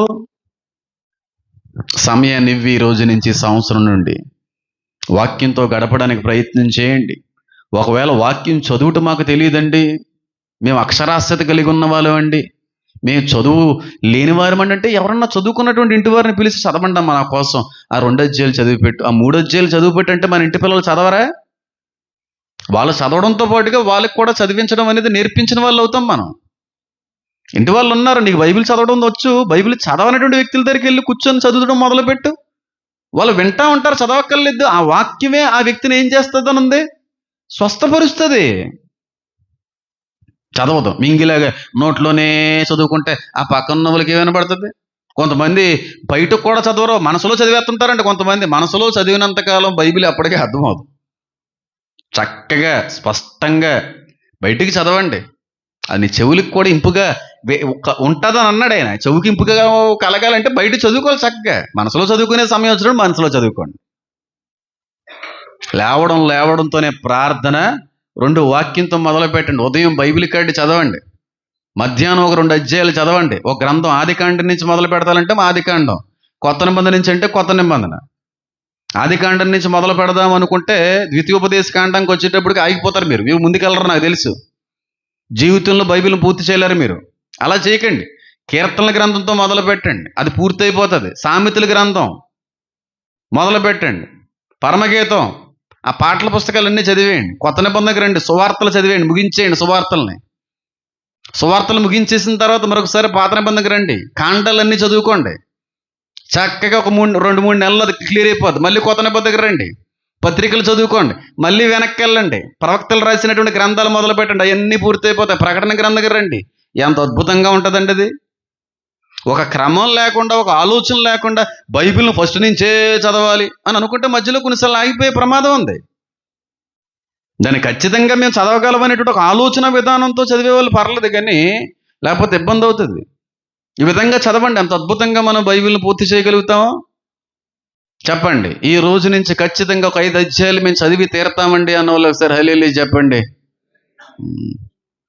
సమయమందును అసమయమందును దేవునితో గడపాలమ్మా. ఎక్కడికైనా ఫంక్షన్కి వెళ్ళో, ఎక్కడికో ప్రయాణంలో వెళ్ళో, బైబిల్ తీసుకుని వెళ్ళేటువంటి అవకాశం లేకపోయింది. ఫోన్స్ లేవా? ఫోన్లు లేవు. లేని వాళ్ళు ఎవరు ఉన్నారు? ఆ ఫోన్లో ఒక చిన్న బైబిల్ అప్లికేషన్ డౌన్లోడ్ చేసుకుంటే నీకు ఏమీ ఇబ్బంది అయింది? బైబిల్ ఉంటే బైబిలే చదవండి. నీకు బైబిల్ లేని సమయంలో ఆ ఫోన్ తీయండి, చక్కగా అందులో ఉన్న 2-3 అధ్యాయాలు చదువుకోండి ఎక్కడున్నా సరే. ఎంత అద్భుతంగా జీవితాలు కట్టబడతాయో తెలుసా దేవునితో గడిపితే.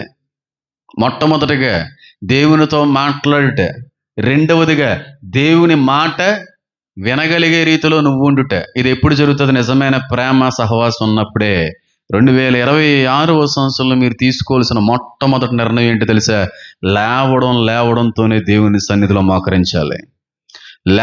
లేవడంతోనే మా దినచర్యలో మొట్టమొదటి ప్రాధాన్యత, మొట్టమొదటి పని ఏంటో తెలుసా?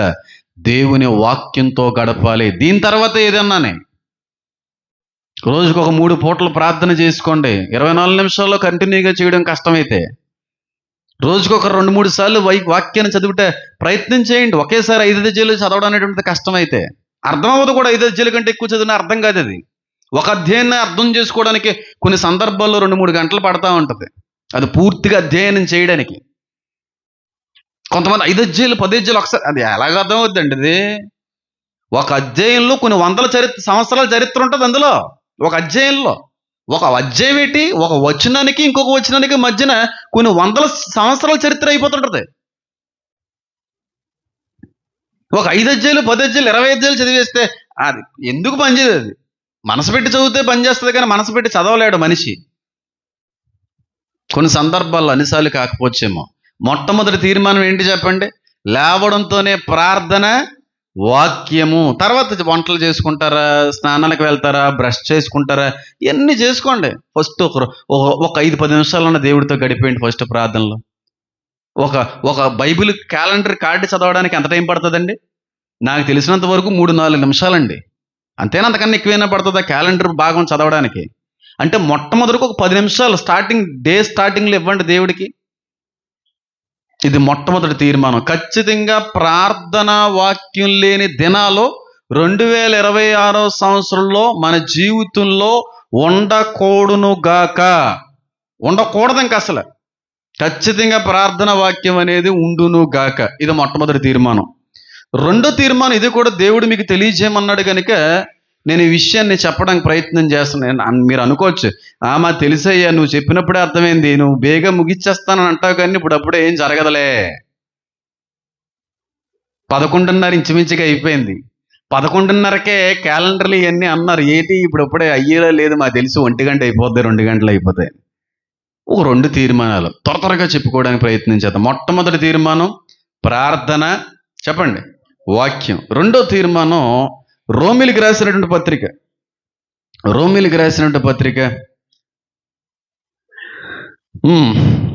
12వ అధ్యాయము.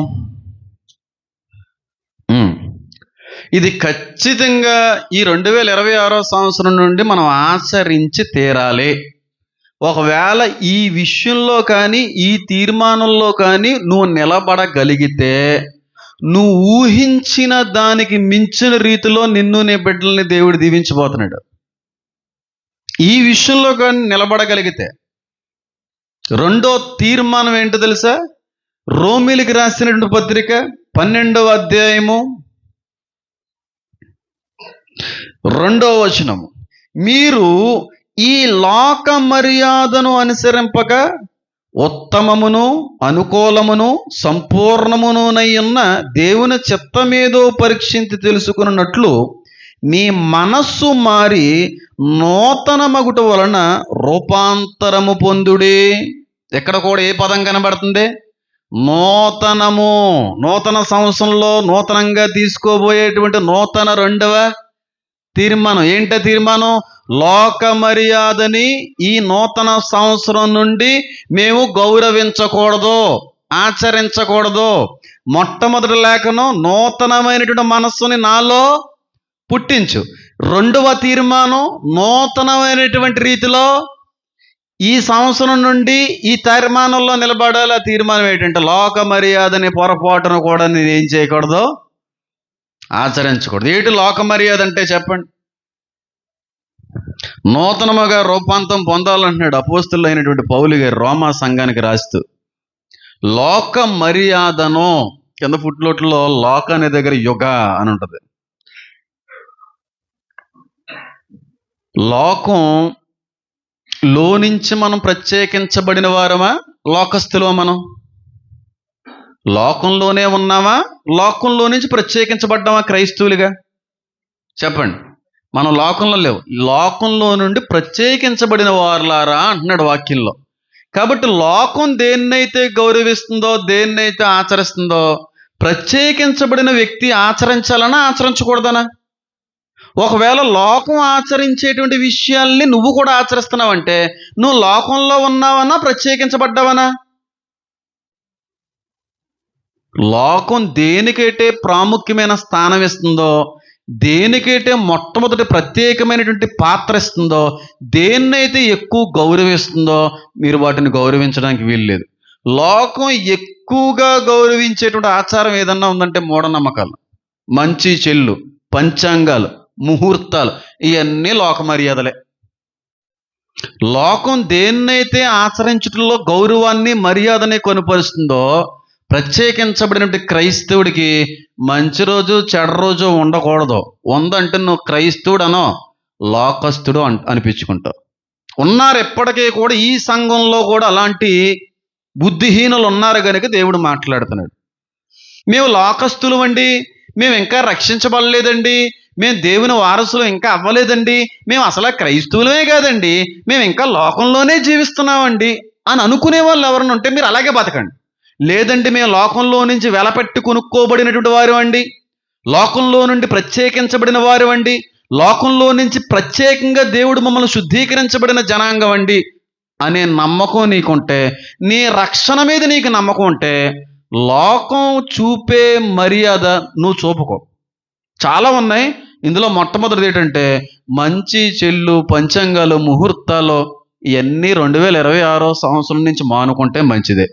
కాదు కూడదన్నాం అనుకో తోక కట్ చేసేస్తాడు ఈసారి. ఉన్నారు ఎప్పటికీ ఫాలో అయ్యేటువంటి బుద్ధిహీనులు ఉన్నారు.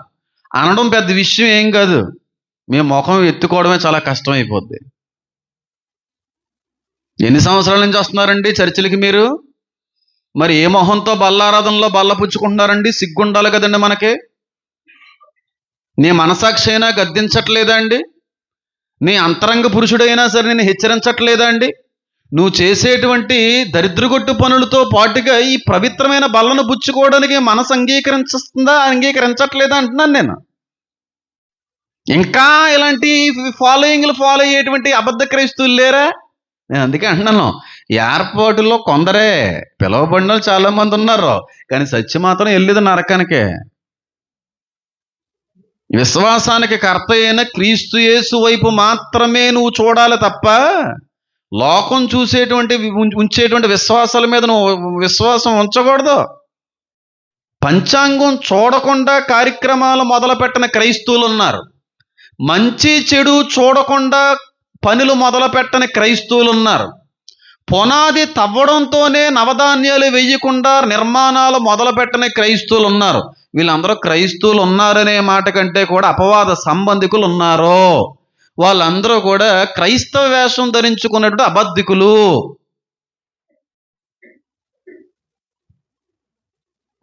మైలంట.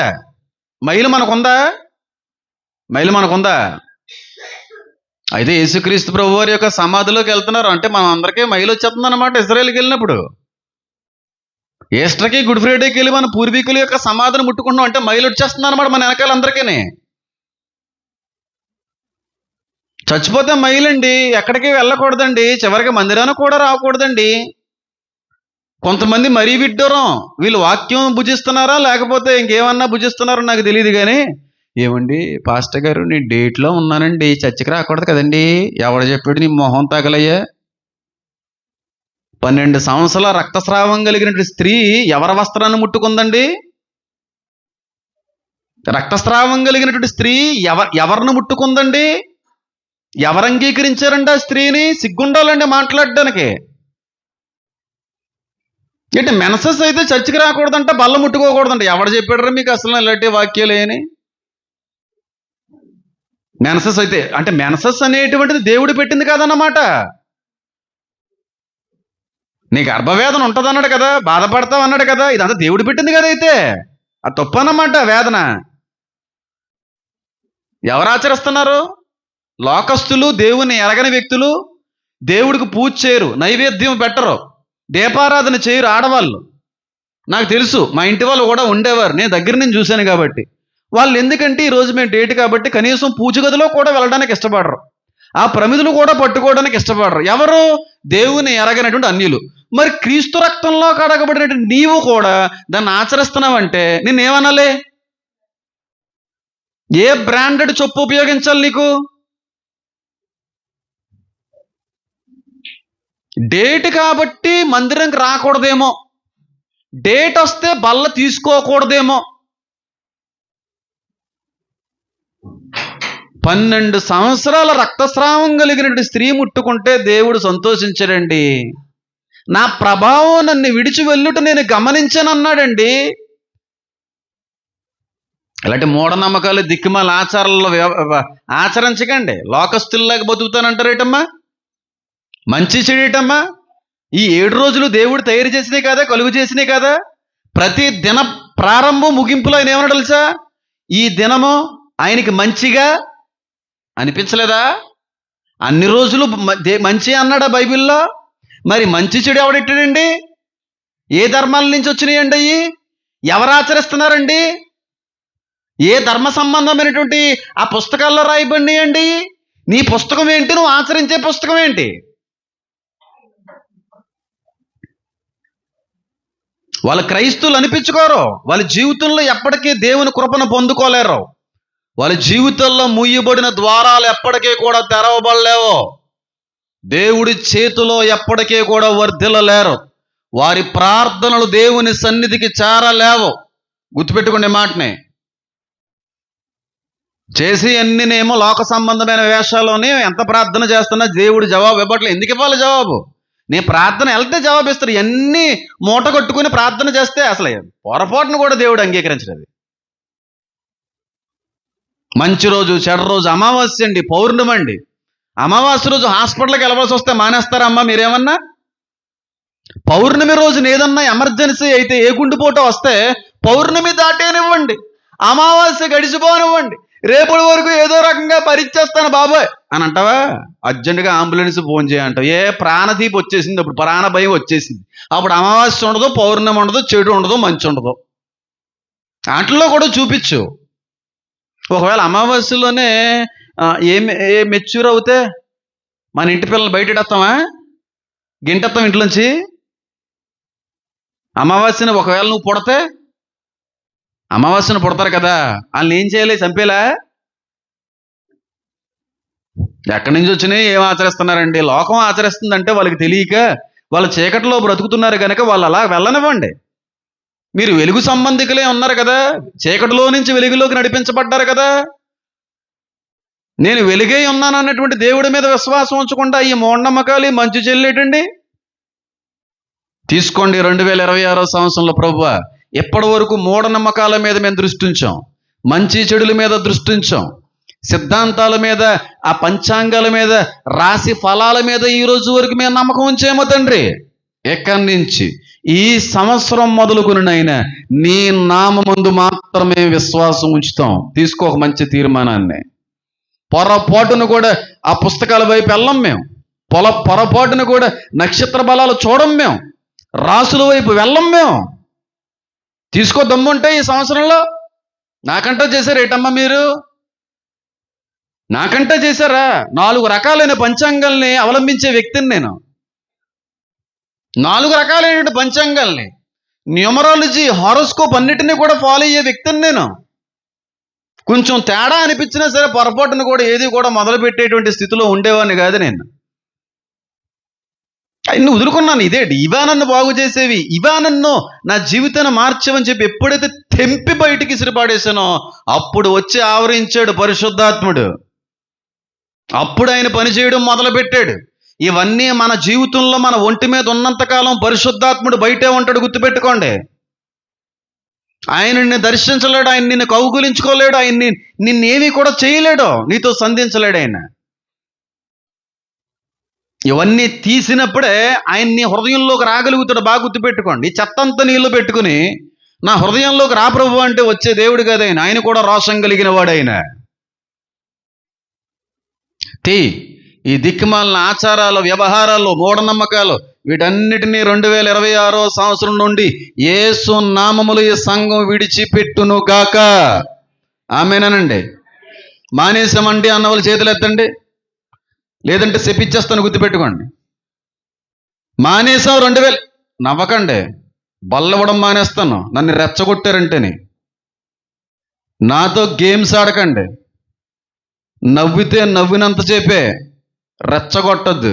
2026 సంవత్సరం నుండి వీటన్నిటినీ విడిచిపెడుతున్నామండి అన్న వాళ్ళు చేతులు ఎత్తండి. చేతులు ఎత్తండి అమ్మా. బాప్తిసాలు పొందలేదా మీరు? ఎత్తండి. పొందలేదా? ఎత్తండి. మరి సరిగ్గా ఎత్తండి. వదిలేసాం ఇవన్నీ అన్న వాళ్ళు చేతులు ఎత్తండి. ఇంకా కొన్ని ఎత్తట్లేదు. ఎత్తాలి, లేదంటే రావడం మానేయాలి. ఏ గడపలోకి వచ్చి ఏం చేద్దాం అనుకుంటున్నారు? చెయ్యి ఎత్తడానికి ఇంకా సంకోచిస్తున్నారంటే సిగ్గు లేదేటి? ఒకవేళ మీరు కానీ ఇంత తెలిసిన తర్వాత, ఇంత చెప్పిన తర్వాత కూడా మీరు మానుకోకపోతే దేవుని ఉగ్రత మీ మీద, మీ కుటుంబాల మీద ఆవరిస్తుంది. చూసుకోండి. మానండి. అవి దేవుడు అంగీకరించేవి కాదండి. నరమాతృడిగా ఉన్నటువంటి ఒక సాధారణమైనటువంటి రక్తమాంసాలు కలిగినటువంటి నాలోనే ఆ పాటి పౌరుషం, పొగరో కనబడుతుంటే క్రీస్తు ఎంత రిచ్చిపోవాలి, క్రీస్తు ఎంత రోషం కలిగి ఉండాలి. చేతులు ఎత్తడానికి చేతులు అడ్డొస్తున్నాయా? లేకుండా తీసి పాడేస్తాడు మళ్ళీని. ఏదో అనుకుంటున్నారమ్మా మీరు, నాతో అన్నట్టుగా దేవునితో ఆడకండమ్మా. ఆయన ఉగ్రత మీరు తట్టుకోలేరు. నా ఖడ్గము రక్తపు రుచిని చూస్తుంది అన్నాడు ఆయన. ఆయన మాటలు గుర్తు రావట్లేదేమో మీకు? ఎంతకాలం ఈ నటనా క్రైస్తవ జీవితం? ఎంతకాలం ఇలాంటి అటు ఇటు కాని క్రైస్తవ్యం? మానండి. 2026 సంవత్సరాల్లో నుండి ఖచ్చితంగా ఇటు అనుభవాల్లో నుండి అనేక మంది మారి తీరును గాక. మారాలి. మీరు బాగుండాలి, మీ పిల్లలు బాగుండాలి, మీ కుటుంబాలు బాగుండాలని కోరుకునే ఒక సేవకుడిగా చెప్తున్నా, ఉన్నంతకాలం మీ జీవితాలు వర్ధిల్లో. దేవుడు కృపను మీరు పొందుకోలేరు. అనేకమైన అడ్డుగోడలు, ద్వారాలు ముయ్యబడి ఉంటే గుర్తుపెట్టుకోండమ్మా. అది మానుట కష్టమే, అది మానుట అసాధ్యంగానే అనిపిస్తుంది. చాలా కష్టం చెప్తున్నాను అది ఒకేసారి మానుకోవడం. కానీ స్థిరమైనటువంటి మనసును నూతనముగా పుట్టించుము నాయన అనే మాటను జ్ఞాపకం చేసుకోండి. వాటికి దూరంగా ఉండాలని ప్రయత్నం చేస్తున్నాను, నన్ను నిలబెట్టండి ప్రభు అని అడగండి. ఒక కొత్త బండి కొంటే నిమ్మకాయలు తొక్కిచ్చామనండి. ఇక్కడ ఉన్నారు ఇద్దరు ముగ్గురు. కొత్త కారు కొంటే ఫస్ట్ వచ్చి ఆవిడ కొబ్బరికాయ కొట్టాలి నా కారు ముందు, బండి ముందుని. మీరేం చేశారు? ఒక కొత్త కారు కొంటే, ఒక కొత్త బండి కొంటే నిమ్మకాయలు పెట్టాలి టైర్ కింద. ఏరండి అక్కడున్నారు వాళ్ళు? మీ అక్కగారు ఏరమ్మా? మీ అక్కగారు ఏరండి? ఏరి ఏమ్మా పెట్టిదాను కదమ్మా నువ్వు? కొబ్బరికాయలు కొట్టేవాళ్ళు కాదు మీరు, దిష్టిలు తీసేవారు కాదు నాకు, నా కొడుక్కి మీరు. తాబీదులు కట్టించుకునేవాడిని కాదు నేను. ఇవన్నీ మానకపోతే ఎందుకు వచ్చిన క్రైస్తవ్యం అండి ఇది? ఇవన్నీ నేను చేయలేదంట్లా చేసినాను నేను. ఇప్పుడు బొట్టు అటువంటి ఏమన్నా ఉన్నాయనుకోండి, భర్త ఉన్నప్పుడు వెనకాల బంధువులు ఉన్నప్పుడు అది కష్టమే, ఎందుకంటే వాళ్ళ మధ్యన మనం బతుకుతున్నాం కనుక తప్పదు అలాంటివి. కానీ ఈ ఈ ఈ ఆచారం అనేది, నమ్మకం అనేది వ్యక్తిగతమైనది. అది మన వ్యక్తిగతమైన విషయం. అది బంధువులు చూసేది కాదు. అది నేనేమి అక్కడి నుంచి ఊడేం పడలేదు, నేను చేసినాను, మానుకున్నానంటున్నాను. ఒక సేవకుడు కుటుంబంలో పుట్టి నేను అది చేసినంతకాలం నా జీవితం ఏం బాగోలేదు. అది మనం చేస్తే మన ఒక్కడితోనే పోద్దని అనుకోకండి అమ్మా. వెనకాల తరాలను వెంటాడుతుంది, పిల్లలను వెంటాడుతుంది. మీకు చెప్తున్నాను, ఇజ్రాయేలు చేసినటువంటి పాపం వాళ్ళ తరాలను వెంటాడిందని ఉంది, వాళ్ళ పిల్లలు అనుభవించారని ఉంది. చెబితే బాధ కలిగితే కలుగుగాక, నేనేం చేయలేను. మానాలి. మానకపోతే ఎందుకు ఈ నటనా క్రైస్తవ జీవితం? బంధువుల కోసం బతకడం కాదు, దేవుడి కోసం బతకండి కనీసం ఈ సంవత్సరం నుండి అయినా సరే. లోక మర్యాదను ఏం చేయకండి, మీరు ఆచరించకండి. ఆచరించడానికి వీలు లేదు. నేను మాట్లాడుతున్న మాటగా దేవుడు స్వయంగా మీతో మాట్లాడుతున్న మాట అని మీరు గమనిస్తే ఖచ్చితంగా దేవుడి కృపలో వర్ధిల్లుతారు మీరు. వద్దు, అది మంచిది కాదు. మా అమ్మగారు కూడా అలాంటి తప్పులు చేసిన వాళ్ళమే. ఒక సేవకుడి యొక్క ఆరోగ్యం బాగుండాలని, సేవకురాలు యొక్క ఆరోగ్యం బాగుండాలని సిద్ధాంతం తీసుకుని వచ్చి మార్పులు చేసిన వ్యక్తులు అమ్మ మేము. గోడ పొడుగు రావాలని, సందు ఎత్తుండాలని, ఫ్లోరింగ్ ఇంకా ఇలాంటి చేసిన వ్యక్తులం మేము. ఎవరు ఆరోగ్యం కొరకు వేసి మేము ప్రాకులాడామో ఆ వ్యక్తులు కోల్పోయిన వ్యక్తులుగా చెప్తున్నాం మేము ఈ రోజున. మా తాత బాగుండాలి, మా అమ్మమ్మ బాగుండాలని చెప్పి ఎన్నో మార్పులు చేయించిన వ్యక్తులు, వాళ్ళని కోల్పోయాం చివరి చేసి మేము. ఏం జరగలేదు మా జీవితంలో, ఏం లాభం రాలేదు, అట్ల వల్ల నష్టం తప్ప ఏం మిగలలేదు. మేం పడినటువంటి స్థితిలో మీరు పడకూడదని నేను కోరుకుని మాట చెప్తున్నాను. ఒక మాట మాత్రం నిజంగా దైవావేశంతో చెప్తున్నాను, గుర్తుపెట్టుకోండి. ఎప్పుడు ఇలాగే ఉండిపోతామని మాత్రం అనుకోకండి. ఎప్పుడు ఇలాగే ఉండిపోతామని మాత్రం అనుకోకండి. ఆయన కొట్టడానికి కానీ సిద్ధపడ్డాడా? జీవం కలిగిన దేవుని చేతిలో నుండి తప్పించుకొనుట బహుభయంకరము. పడుట భయంకరం, తప్పించుకున్నట్టు అసాధ్యం. నేను ఎందుకు చెప్తున్నాను? మీ మేలు కోరి చెప్తున్నాను నేను. అన్ని రోజులు మనయ్య కాదు, కొడతాడు దేవుడు. అప్పుడు ఆయన గుర్తు రావడానికి, ఆయన వెతకడానికి, ఆయన మీదే విశ్వాసం ఉంచడానికి. కొట్టాడంటే మళ్ళీ తిరిగి లేవలేమో, ఎందుకంటే మా కుటుంబాన్ని కొట్టేశాడు దేవుడు పూర్తిగాని. ఏమో నిజంగా చెప్తున్నానమ్మా, నేను ఎటకారంగా మాట్లాడట్లేదు, నేను ఉన్న విషయమే మాట్లాడుతున్నాను. మేము అనుభవించాం ఆ బాధని, ఆ శాపాన్ని మేము అనుభవించాం. సేవలోకి వచ్చిన దగ్గర నుంచి నేను ఈ సంఘాన్ని కోరుకునేటువంటిది ఏదన్నా ఉందంటే ఒక్క విషయంలోనే. నేను ఎప్పుడూ బొట్టు గురించి ఎవరిని ఏమనలేదు, ఎందుకంటే రక్షణ లేనటువంటి భర్తలు బట్టి కుటుంబాలను బట్టి చాలా ఇబ్బంది, మొత్తానికి చర్చకు దూరం అవుతారు. కానీ ఈ నమ్మకాలు అనేటువంటివి వ్యక్తిగత విషయాలు, వ్యక్తిగత విషయాలు. లేఖనాలు సెలవిస్తా ఉన్నాయి, 2 ఆత్మ సంబంధమైన తీర్మానం. లోక మర్యాదను ఏం చేయకండి, ఆచరించకండి. చాలా కష్టమే, నేను మళ్ళీ చెప్తున్నాను. ఒక్కసారిగా వాటి మీద ఉన్నటువంటి దృష్టిని, నమ్మకాన్ని విడిచిపెట్టడం చాలా కష్టం, చాలా కష్టం. ఇప్పటికీ కూడా పరిస్థితులు ఏమన్నా కొంచెం తారుమారుగా అనిపించినాయి అనుకోండి, అనిపిస్తుంటది మనసు. ఒకసారి అది ఓపెన్ చేస్తే బాగుంది, ఇది చూస్తే బాగుంది ఎవరు అని అనిపిస్తుంది. అనిపించదని అనట్లేదు, ఆయన అలా టెస్ట్ చేస్తాడు మనల్ని. ఒకసారి రాశి ఫలాలు చెక్ చేసుకుంటే తెలిసిపోద్దేమో కదా. పొర్రపాటుని కూడా నమ్మ అడగండి. అయిపోయిన తర్వాత మా అమ్మగారిని, మా కుటుంబ సభ్యులు పిలిచి, ఏమండి ఇలా నష్టపోయారంట కదండి, నిజమేనా అండి? నష్టపోవడం ఏంటండి, జీవితాలు తారుమారైపోయినాయి అండి అంటది మా అమ్మ. అంత గట్టి కొడేశాడు. మళ్ళీ జీవితంలో ఎప్పటికీ నా తల్లి కోలుకోలేని దెబ్బ ఇంకా అనుభవిస్తుంది, ఇంకా అనుభవిస్తుంది. ఎవరో చెప్పారంటే, ఏమండి ఆ గోడ ఏంటండి అంత పట్టుకుంది, ఇంకా ఎత్తుండాలండి, కుటుంబ పెద్దలకి ముప్పండి అది, సందు అంత లో ఉండకూడదండి, ఎత్తుండాలండి, గోడ అంత ఉండకూడదు, ఇంకా ఎత్తుండాలండి, ఎత్తులు పెంచే లేకుండా ఎత్తేసింది మా అమ్మ. అవి మనకి సంబంధించినవి కాదమ్మా, వాక్యాన్నే బోధిస్తున్నా, లేని మాట ఏం కాదు. ఏ విషయంలో కూడా లోకం చూపే మర్యాద గౌరవం మనం చూపడానికే వీల్లేదు. ఇది రెండు ఆత్మ సంబంధమైన తీర్మానం. ఎంతమంది నిలబడతారు? నిలబడండి. మీ మేలు కోరి చెప్తున్నాను. అందరి ముందు మీ పాదాలు పట్టుకుని ఈ విషయంలో నిలబడాలి అని కోరుకుంటాను. పాదాలు పట్టుకుని ఏడుస్తాను ఈ విషయంలో. ఎందుకంటే ఆ విషయంలో మేము చాలా నష్టపోయామమ్మా. ఈ రోజుకి మా అమ్మ నిద్రలేని రాత్రులు ఎన్నో గడుపుతూ ఉంటుంది. నేను చచ్చిపోయే లోపు ఇవన్నీ పోతాయో లేదో అని అనుకుంటుంది. అవన్నీ నేను చెప్పాలనుకోవట్లేదు. అవన్నీ రావడానికి, మా నెత్తి మీద శాపం రావడానికి మా మూఢనమ్మకాలే. పైగా మేము ఎవరమో తెలుసా? సేవకుని కుటుంబ సభ్యులం. నిర్మోహమాటంగా ఒప్పుకుంటాను. ఇంకో ఆవిడే వచ్చేది. నష్టపోయిన కుటుంబంగా చెప్తున్నా, నష్టపోయిన సాక్ష్యంలోంచి పుట్టుకొచ్చిన మేలు ఇది. వద్దు, అది చేయకూడదు. చాలా కోపం వచ్చేస్తుంది. ఇజ్రాయేలీల్ని దేవుడు పదే పదే కొట్టడానికి కారణం ఏంటో తెలుసా? స్త్రీలతో పాపం చేశారన్నా, అబద్ధాలు ఆడారన్నా. ఆయన బాగా కోపం తెప్పించి ఇజ్రాయేల్ని అన్నిసార్లు శత్రు దేశాలకి పంపించిన కారణం ఏంటో తెలుసా? ఈయన్ని కాదని మరొక వారిని వెతికినందుకొరకు. ఈయన ఉండగా మరొక వాటి మీద విశ్వాసం ఉంచినందుకొరకు. మోషే వచ్చే లోపు బంగారు దూడని తయారు చేసుకున్నందుకు పొడి చేయించేశాడండి మోషే. మనం చేయకూడదు.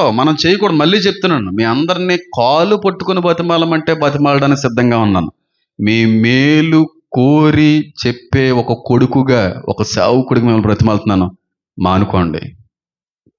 అవి మనం మంచివి కాదు. మనం పోయిన తర్వాత మన పిల్లల్ని వెంటాడతాయి. అమ్మాయి, మన పిల్లల్ని వెంటాడతాయి.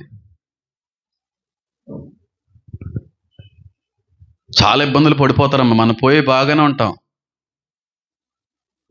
అవి మంచివి కాదు. కష్టం, చాలా కష్టం. వీటన్నిటిని ఆచరించిన వ్యక్తిగా నేను ఇప్పటికే చెప్తున్నా, చాలా కష్టం అవుతుంటుంది కొన్నిసార్లు. ఒకసారి అని అనిపిస్తూ ఉంటుంది, కానీ వెళ్ళకూడదు మళ్ళీ అక్కడికి. ఎన్ని తావీజులు కట్టుకునేవాడిని మీకు తెలియంది ఏం కాదు. ఎంతమంది సిద్ధాంతులు, ఎంతమంది నాకు పరిచయస్తులు, ఇంతమంది దగ్గర నా జాతకాలు రాయించారు నా ఇంటి వారు. ఎన్ని లక్షల రూపాయలు ఖర్చు పెట్టారు నా కోసం. ఏది మార్చలేకపోయింది నా జీవితాన్ని. నష్టపోతారమ్మా. నేను ఎన్నిసార్లు ఈ మాట చెప్పినా మీకు బాధ కలిగిస్తుంది, కానీ మీ మేలు కోరి, మీ మంచి కోరి చెప్పే ఒక సేవకుడికి చెప్తున్నాను. విశ్వాసం దేవుని యందు మాత్రమే. రెండవ తీర్మానం ఏంటి చెప్పండి? లోక మర్యాదలను ఏం చేయకండి, ఆచరించకండి. మన లోకంలో నుంచి ఏం చేయబడిన వారు? ప్రత్యేకించబడిన వారు. ఈ సంఘంలో ఒకరిద్దరు కాదు, చాలా మంది ఉన్నారు ఈ పద్ధతిలో, ఈ అనుభవంలో. నిజంగా చెప్పగలను, ఒకలో ఇద్దరు ఇలాగ ఉన్నారని కాదు, చాలా మంది నాకు తెలిసిన వాళ్ళు, నాకు దగ్గరగా ఉన్న వాళ్ళే ఇంకా ఇలాంటివి నమ్ముతున్నారు. అవి వద్దని అంటాను. ఎప్పుడు కనబడినా వాళ్ళతో అదే చెప్తాను, వద్దు, అది మంచిది కాదు. మూడవదిగా చెప్పనా వద్దా? ఈ సంవత్సరం నుంచి మీరు తీసుకోవాల్సిన అద్భుతమైన మూడవ తీర్మానం ఏంటో తెలుసా? బేదలను కనికరించువాడు యెహోవాకి. ఎవరికి ఎత్తారంటే అప్పు? దేవుడికి అప్పిస్తే వడ్డీ ఎలా అవుతుందండి? చెప్పాలి. కొన్నిసార్లు వడ్డీ వ్యాపారస్తులు అప్పిస్తూ ఉంటారు మనకి ఏదైనా అవసరాలు ఉన్నప్పుడు. రూపాయి వడ్డీ, 2 రూపాయల వడ్డీ, 3 రూపాయల వడ్డీ, 10, 20, దాన్ని ఏవో వడ్డీలు అంటారు, చక్కెర వడ్డీలు.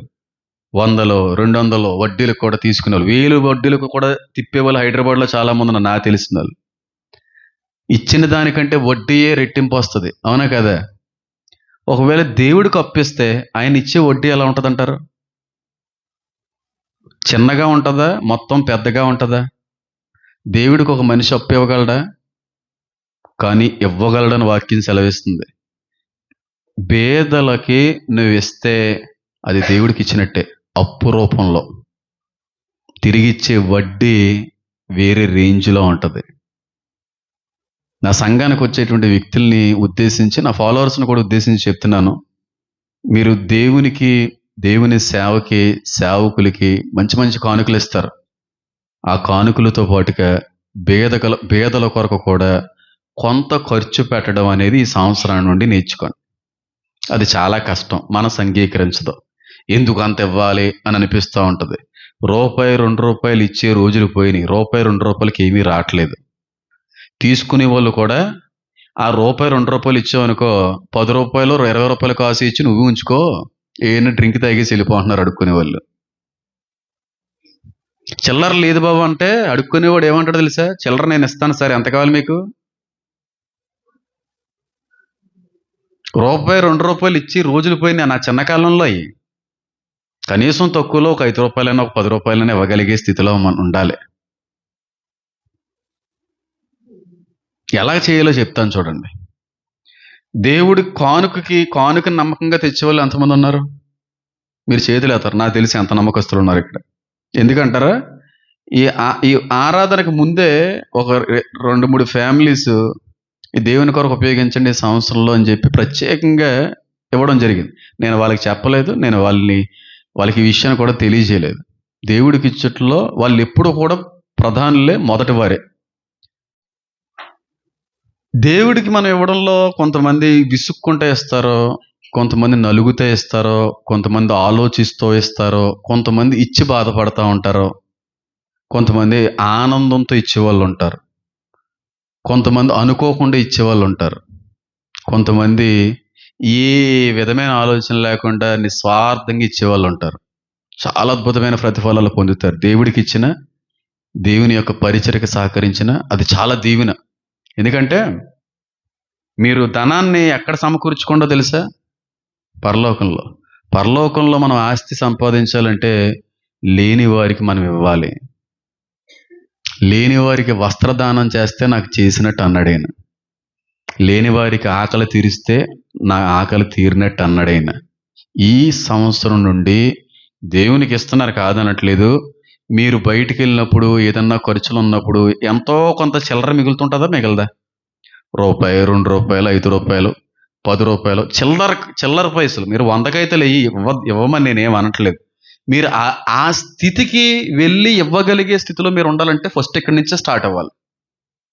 ఇక్కడి నుంచి స్టార్ట్ అవ్వండి. చాలా మంచి సలహా ఇస్తాను. ఖచ్చితంగా మీ జీవితంలో, మీ పిల్లల జీవితంలో అద్భుతమైన ప్రతిఫలాన్ని ఇస్తుంది. ఎలాగో చెప్పమంటారా? మీరు 100 రూపాయలు దేనికో ఖర్చు పెట్టారండి. 100 రూపాయలు ఖర్చు పెట్టరు. ఒక 70 రూపాయలు, 80 రూపాయలు, 98 రూపాయలు ఖర్చు పెడతారు. 3 రూపాయలు చిల్లరేస్తాడు, 2 రూపాయలు చిల్లరేస్తాడు, 5 రూపాయలు చిల్లర మిగులుతుంది. 10 రూపాయల లోపు ఎంత చిల్లర వస్తే అంత చిల్లర ఒక డబ్బాలో దాయండి. ఒక డిబ్బీ తెచ్చి పెట్టుకోండి. లేకపోతే ఒక 100 రూపాయలకి పెద్ద డిబ్బీ వస్తుంది, మట్టి డిబ్బీ, అది మీ దగ్గర పెట్టుకోండి. మళ్ళీ అవసరం వచ్చినప్పుడు డిబ్బీ పగలు కొట్టేసి తీసేయకండి. ఇంక అందులో పడితే ఇంక అందులోనే ఆ డిబ్బీ మీద మళ్ళీ చిన్న పేపర్తో రాయండి, ఇందులో ముట్టినవాడు పందితో సమానుడు అని డిబ్బీ బయట రాసి, అది మీరు మెయింటైన్ చేశారు ఇంకో మళ్ళీ తీయబుద్ధి అవదు. అలాంటివి తీసారు. కొంతమంది దేవుడి కోసం తీసినవి కూడా సొంత ఖర్చుల కోసం, కందిపప్పు లేదండి, నూనె ప్యాకెట్ లేదండి, గ్యాస్ ఓడి వచ్చాడండి, కరెంట్ బిల్లు వచ్చి ఖర్చు పెడుతుంటారు. దేవుడు దేవుడికే, నీకే. ఓకేనా? దేవుడితో పాటుగా పేదలకు కూడా కొంత తీయమని వాక్యం సెలవిస్తుంది. ఈ రోజున దశంభాగం ఇవ్వాలి అనేవాళ్ళే తప్ప పేదల కొరకు కూడా మీరు భాగం తీయాలనే మాట ఎవరో చెప్పరు. కానీ నేను ఎప్పుడు చెప్తున్నాను, ఈ మందిరంలోకి వచ్చేటువంటి వ్యక్తులు కానుక తేకపోయినా నేనేమన్నా, కానీ పేదలకు ఇవ్వకపోతే బాధపడతాను. నిజంగా చెప్తున్నాను ఈ మాట. అది చాలా కష్టంగానే ఉంటుంది. కానీ ఒక చిన్న సలహా ఇస్తాను. ఎంత డబ్బులు ఖర్చు పెడితే అంతలో కేవలం చిల్లర పైసలు మాత్రమే, కాగితాలు వద్దండి, కాగితాలు వద్దు, చిల్లర పైసలు మాత్రమే ఒక డబ్బాలో మెయింటైన్ చేయండి. ఒక డిబ్బీలో వేయడం మొదలు పెట్టండి. ఒక తీర్మానం తీసుకోండి, మళ్ళీ ముట్టుకోకూడదు సంవత్సరం అయ్యేంత వరకు. ఆ చిల్లర సంవత్సరం ఎండింగ్లో తీయండి. నేను చెప్పగలను, తక్కువలో 2000 పైన ఉంటాయి. ఆ 2000 తీసి బ్యాంకుకో తెలిసిన వారి దగ్గరికి వెళ్ళి మార్చుకొని ఈ డిసెంబర్ నెలలో దుప్పట్లో బట్టలు కొని రోడ్డు మీద ఉన్న వాళ్ళకి పంచిపెడదాం. సరే అండి అన్న వాళ్ళు హల్లేలూయా చెప్పగలరా? ఇది చేద్దాం, ఇది చేద్దాం, ఇదే చేద్దాం. ఆ డబ్బులు మళ్ళీ ఇంకో దానికి వద్దు. మీరు ఎంతైతే సేకరించారో సంవత్సరం ఎండింగ్లో మీరన్నా లెక్క పెట్టండి, లేకపోతే దాన్నే ఇక్కడ తీసుకుని రండి. చక్కగా దాని అంతటిని లెక్క పెట్టి మీ పేరు మీద కొన్ని వస్త్రాలు కొన్ని దుప్పట్లు కొని బట్టలు లేని వాళ్ళకి బట్టలు ఇద్దాం. లేదు అంటారా, ఆ డబ్బు కేవలం జనవరి 1 క్రిస్మస్కో ఈ ఊరిలో ఎంతమంది అయితే భిక్షాటన చేస్తున్నారో వాళ్ళందరినీ ప్రత్యేకంగా వెళ్ళి పిలిచి వాళ్ళకే భోజనాలు పెడదాం. కేవలం మీ డబ్బే. ఈ తీర్మానం తీసుకోగలరా? రేపు నేను తీసుకోండి. 10 రూపాయలు చిల్లర పైసలు దాయండి. తక్కువలో సంవత్సరానికి 2000 కంటే ఎక్కువ అవుతుంది. ఇంకా తక్కువైతే 1000 రూపాయలు. ఆ డబ్బును బేదలకు ఖర్చు పెడదాం. ఆ డబ్బు తీసి లేని వాళ్ళకి ఇచ్చేయమని కూడా అంటలేదు. మీరు ఇవ్వలేరు, దాన్ని దాయగలరు, దాన్ని మనం ఉపయోగిద్దాం. ఆ డబ్బును అంతటిని కూడా సేకరిందాం. ఆ డబ్బు కేవలం బీదల కొరకు మాత్రమే ఉపయోగిద్దాం. అది వస్త్ర రూపమైన, భోజన రూపమైన. మనం కాదు ఇలాంటి కూడికలు చేసుకుని భోజనాలు తినాల్సింది. అడుక్కునే వారందరినీ పిలిపించి వాళ్ళకే మనం వడ్డిద్దాం, వాళ్ళకే బట్టలు పెడదాం, వాళ్ళకే మన చేతులతో భోజనాన్ని వడ్డిద్దాం. ఇది నేను తీసుకున్న తీర్మానం. ఈ సంవత్సరం నేను తీసుకున్న తీర్మానం తీసుకుంటాను. ప్రతి సంవత్సరం నాతో పాటుగా ఎంతమంది నిలబడడానికి ఇష్టపడుతున్నారు? చేతులు ఎత్తగలరా? నిలబడతారా? దాయగలరు కదా? దాయండి. అది ఎంత తక్కువైనా పర్లేదు. పాస్టర్ గారండి మీరు చెప్పారు కదా, ఇదిగోండి సంవత్సరం ఎండింగ్ నవంబర్ మాసంలో ఎంత వచ్చింది, ఎంతో కూడా తెలియదు. లెక్క పెట్టడం లేకపోయినా పర్లేదు. ఇది దుప్పట్లు కొనండి, ఇది భోజనాలకు ఉపయోగించండి. ఏదో ఒకటి చేద్దాం. డబ్బులు బాగా వస్తే 2 చేద్దాం. కనీసం మన ప్రాంతానికి సంబంధించిన భేదలను సైతం పట్టించుకోకపోతే దేవుడు మన ప్రాంత ప్రజలైనటువంటి క్రైస్తవులు మనల్ని అడుగుతాడు. దేవుడు కనీసం మన ప్రాంతీయ భేదలనైనా కనికరిందాం. దీనికి ఏం లక్షలు ఏం ఖర్చావో, వేలు ఏం ఖర్చావో, మీ ఖర్చులో మిగిలిన చిల్లర మాత్రమే పోగు చేయండి. ఇది నా ఆశ, ఇది నా కోరిక. ఫాలో అవుతారా లేదా? ఒకసారి ఫాలో అవుతాను వాళ్ళు హల్లేలూయా చెప్పండి గట్టిగా. 100 ఇవ్వండి, 1000 ఇవ్వండి, 2000 ఇవ్వండి. అవి వద్దులే, చిల్లర పైసలు ఇద్దామండి. చిల్లర పైసలు. ఉదయం నేను వస్తుంటే నాకు కలిగిన ఒకే ఒక ఆశ, రేపు జనవరి 1 చాలామంది అందులో కాదు కానీ సంఘంలో కొంతమంది పేర్లు చెప్తే వాళ్ళకి ప్రతిఫలం ఉండదు. ఇది భోజనాల కోసం ఉపయోగించండి, ఇది స్వీట్ల కోసం ఉపయోగించండి, ఇది అది పెట్టండి అని ఇచ్చారు. ఈ మాట చెప్పిన తర్వాత ఎవరో నాకు ఇవ్వకండి, వద్దు, ఆ డేట్ అయిపోయింది, రేపు భోజనాలు, రేపు ఏం చేయాల, ఇంక కాదంటే నేనేం చేయలేను, కానీ ఇప్పుడు ఏం వద్దు. నాకు చాలా ఆనందం అనిపించింది. అసలు నేను ఎవరికీ చెప్పలేదే, నేను ఎవరిని అడగలేదే.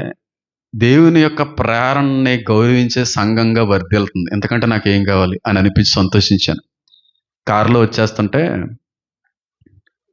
రేపు చాలామంది అన్యులు వస్తారు, చాలామంది సంఘస్థులందరూ కూడుకుని భోజనాలు తింటారు, చికెన్ తింటారు, బిర్యానీలు తింటారు.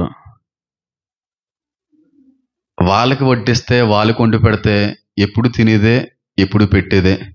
కానీ వాక్యం ఏం సెలవిస్తుంది తెలుసా? నువ్వు ఒకడికి ఇస్తే మళ్ళీ వాడు తిరిగి ఇవ్వలేని స్థితిలో ఉన్నవాడికే పెట్టు. మళ్ళీ తిరిగి ఇచ్చేవాడికి పెట్టు ప్రతిఫలం ఉండదు. అడుక్కునే వాళ్ళు మళ్ళీ మనకేమి ఇవ్వలేరు, మనకేమి వాళ్ళు కప్పలేరు. వాళ్ళని పిలాలి. రేపు ఉదయమే టీంని పంపి, ఒరే ఊర్లో ఎంతమంది అడుక్కునే వాళ్ళు ఉంటారు, వాళ్ళు ఏ మతస్థులైనా, ఏ గుడులు, ఏ గోపురాల దగ్గర భిక్షాటన చేస్తున్న వారైనా, సాయంత్రం భోజనాలు ఉన్నాయి, మేము వస్తాం అని చెప్పి తీసుకొచ్చేయండి రా అని చెప్దాం అనుకున్నాను నేను. కానీ ఈ సంవత్సరం అది బహుశా జరగకపోవచ్చేమో. మనకంటే ముందు వాళ్ళ ఆకలి తీరుద్దాం, మనకంటే ముందు వాళ్ళ శరీరాలను కప్పుదాం, మనకంటే ముందు వాళ్ళ యొక్క చిన్న చిన్న ఆశలను తీర్చే సంవత్సరంగా ఈ సంవత్సరం మనం ఉండగలం యేసు నామంలో. చిల్లర పైసలు పోగు చేద్దాం. 10, 100 ఏం వద్దు, అవి పోగు చేయండి. సంవత్సరం ఎండింగ్లో మాత్రం తీసుకొని రండి, లెక్క పెడదాం చక్కగా మీ పేరటే. అమ్మా, ఇది డబ్బున్న వాళ్ళు మాత్రమే చేసే పని కాదు, డబ్బు లేని వాళ్ళు కూడా చేయొచ్చు ఈ పని.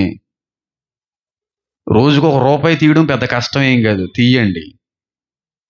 రోజుకు ₹1 తీసినా సంవత్సరానికి ఎన్ని రూపాయలు అవుతున్నాయి? ₹365. ఒక దుప్పటి రాదా?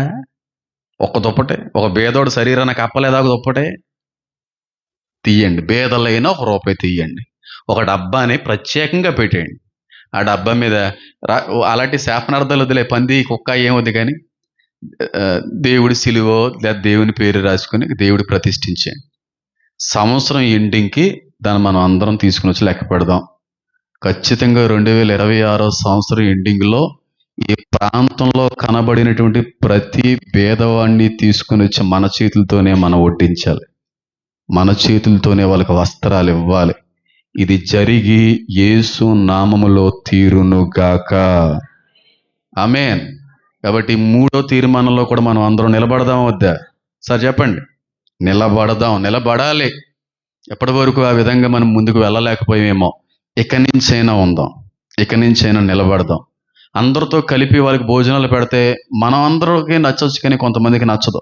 వాళ్ళకి ప్రత్యేకమైన స్థానం ఇద్దాం, ఒక రోజున ప్రత్యేకంగా అద్భుతమైన కార్యక్రమం జరిగిందాం వాళ్ళందరికీ. మన అన్నదానాలు చెయ్యకలేదు, కనీసం ఈ దానమైన క్రీస్తు నామమందు చేయడానికి ప్రయత్నం చేద్దాం. పేదలను కనికరించువాడు యెహోవాకి అప్పిచ్చేవాడు. చిల్లర పైసలు ప్రత్యేకంగా మెయింటైన్ చేద్దాం. ఓకేనా? అందరికి నచ్చింది కదా? మొట్టమొదటి తీర్మానం, ఆత్మ సంబంధమైన తీర్మానం. ఈ సంవత్సరం మొదలుకొని వాక్యం లేని, ప్రార్థన లేని రోజంటూ మన జీవితంలో ఉండనే కూడదు. రెండో ఆత్మ సంబంధమైన తీర్మానం, పొరపాటును కూడా లోక సంబంధమైన మర్యాదని అనుసరించొద్దు. మ్యాక్సిమం 99% ట్రై చేయండి. అసలు ట్రై చేయకపోవడం పాపం, ట్రై చేయండి.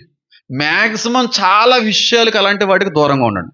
ఇంకా తప్పట్లేదండి, మేము అటు ఇటు కాని వారం అండి, మాకు బంధువులు ఎక్కువండి, ఇంకా చాలా కష్టం సార్ అనేవాళ్ళు లేదన్నా పర్వాలేదు, కానీ ట్రై చేయగలిగే, బంధువుల వల్ల ఏ విధమైనటువంటి ఇబ్బందులు లేనటువంటి పరిస్థితుల్లో ఉన్నటువంటి కుటుంబాలైనా సరే ఈ విషయంలో మీరు నిలబడడానికి ప్రయత్నం చేయండి. కొన్ని విషయాల్లో అయినా సరే ట్రై చేయండి. ఇది రెండో తీర్మానం. 3వ తీర్మానం, పేదలని ఈ సంవత్సరం నుండి మనం ఏం చేద్దాం? కనికరిందాం, వస్త్రదానం చేద్దాం, ఆహారాన్ని పెడదాం, అన్నదానాలు చేద్దాం, దేవుని యొక్క నామాన్ని గణపరుద్దాం. ఈ 2026వ సంవత్సరములు మనకు, మన జీవితాలకి, మన బిడ్డలకి, మన కుటుంబాలకి దేవుడి యొక్క అత్యున్నతమైన అన్యోన్యమైనటువంటి కృపా సమాధానములు తోడై ఉండును గాక. ఆమేన్, ఆమేన్, ఆమేన్. కళ్ళు మూసుకుందాం, చిన్న ప్రార్థన చేసుకుందాం.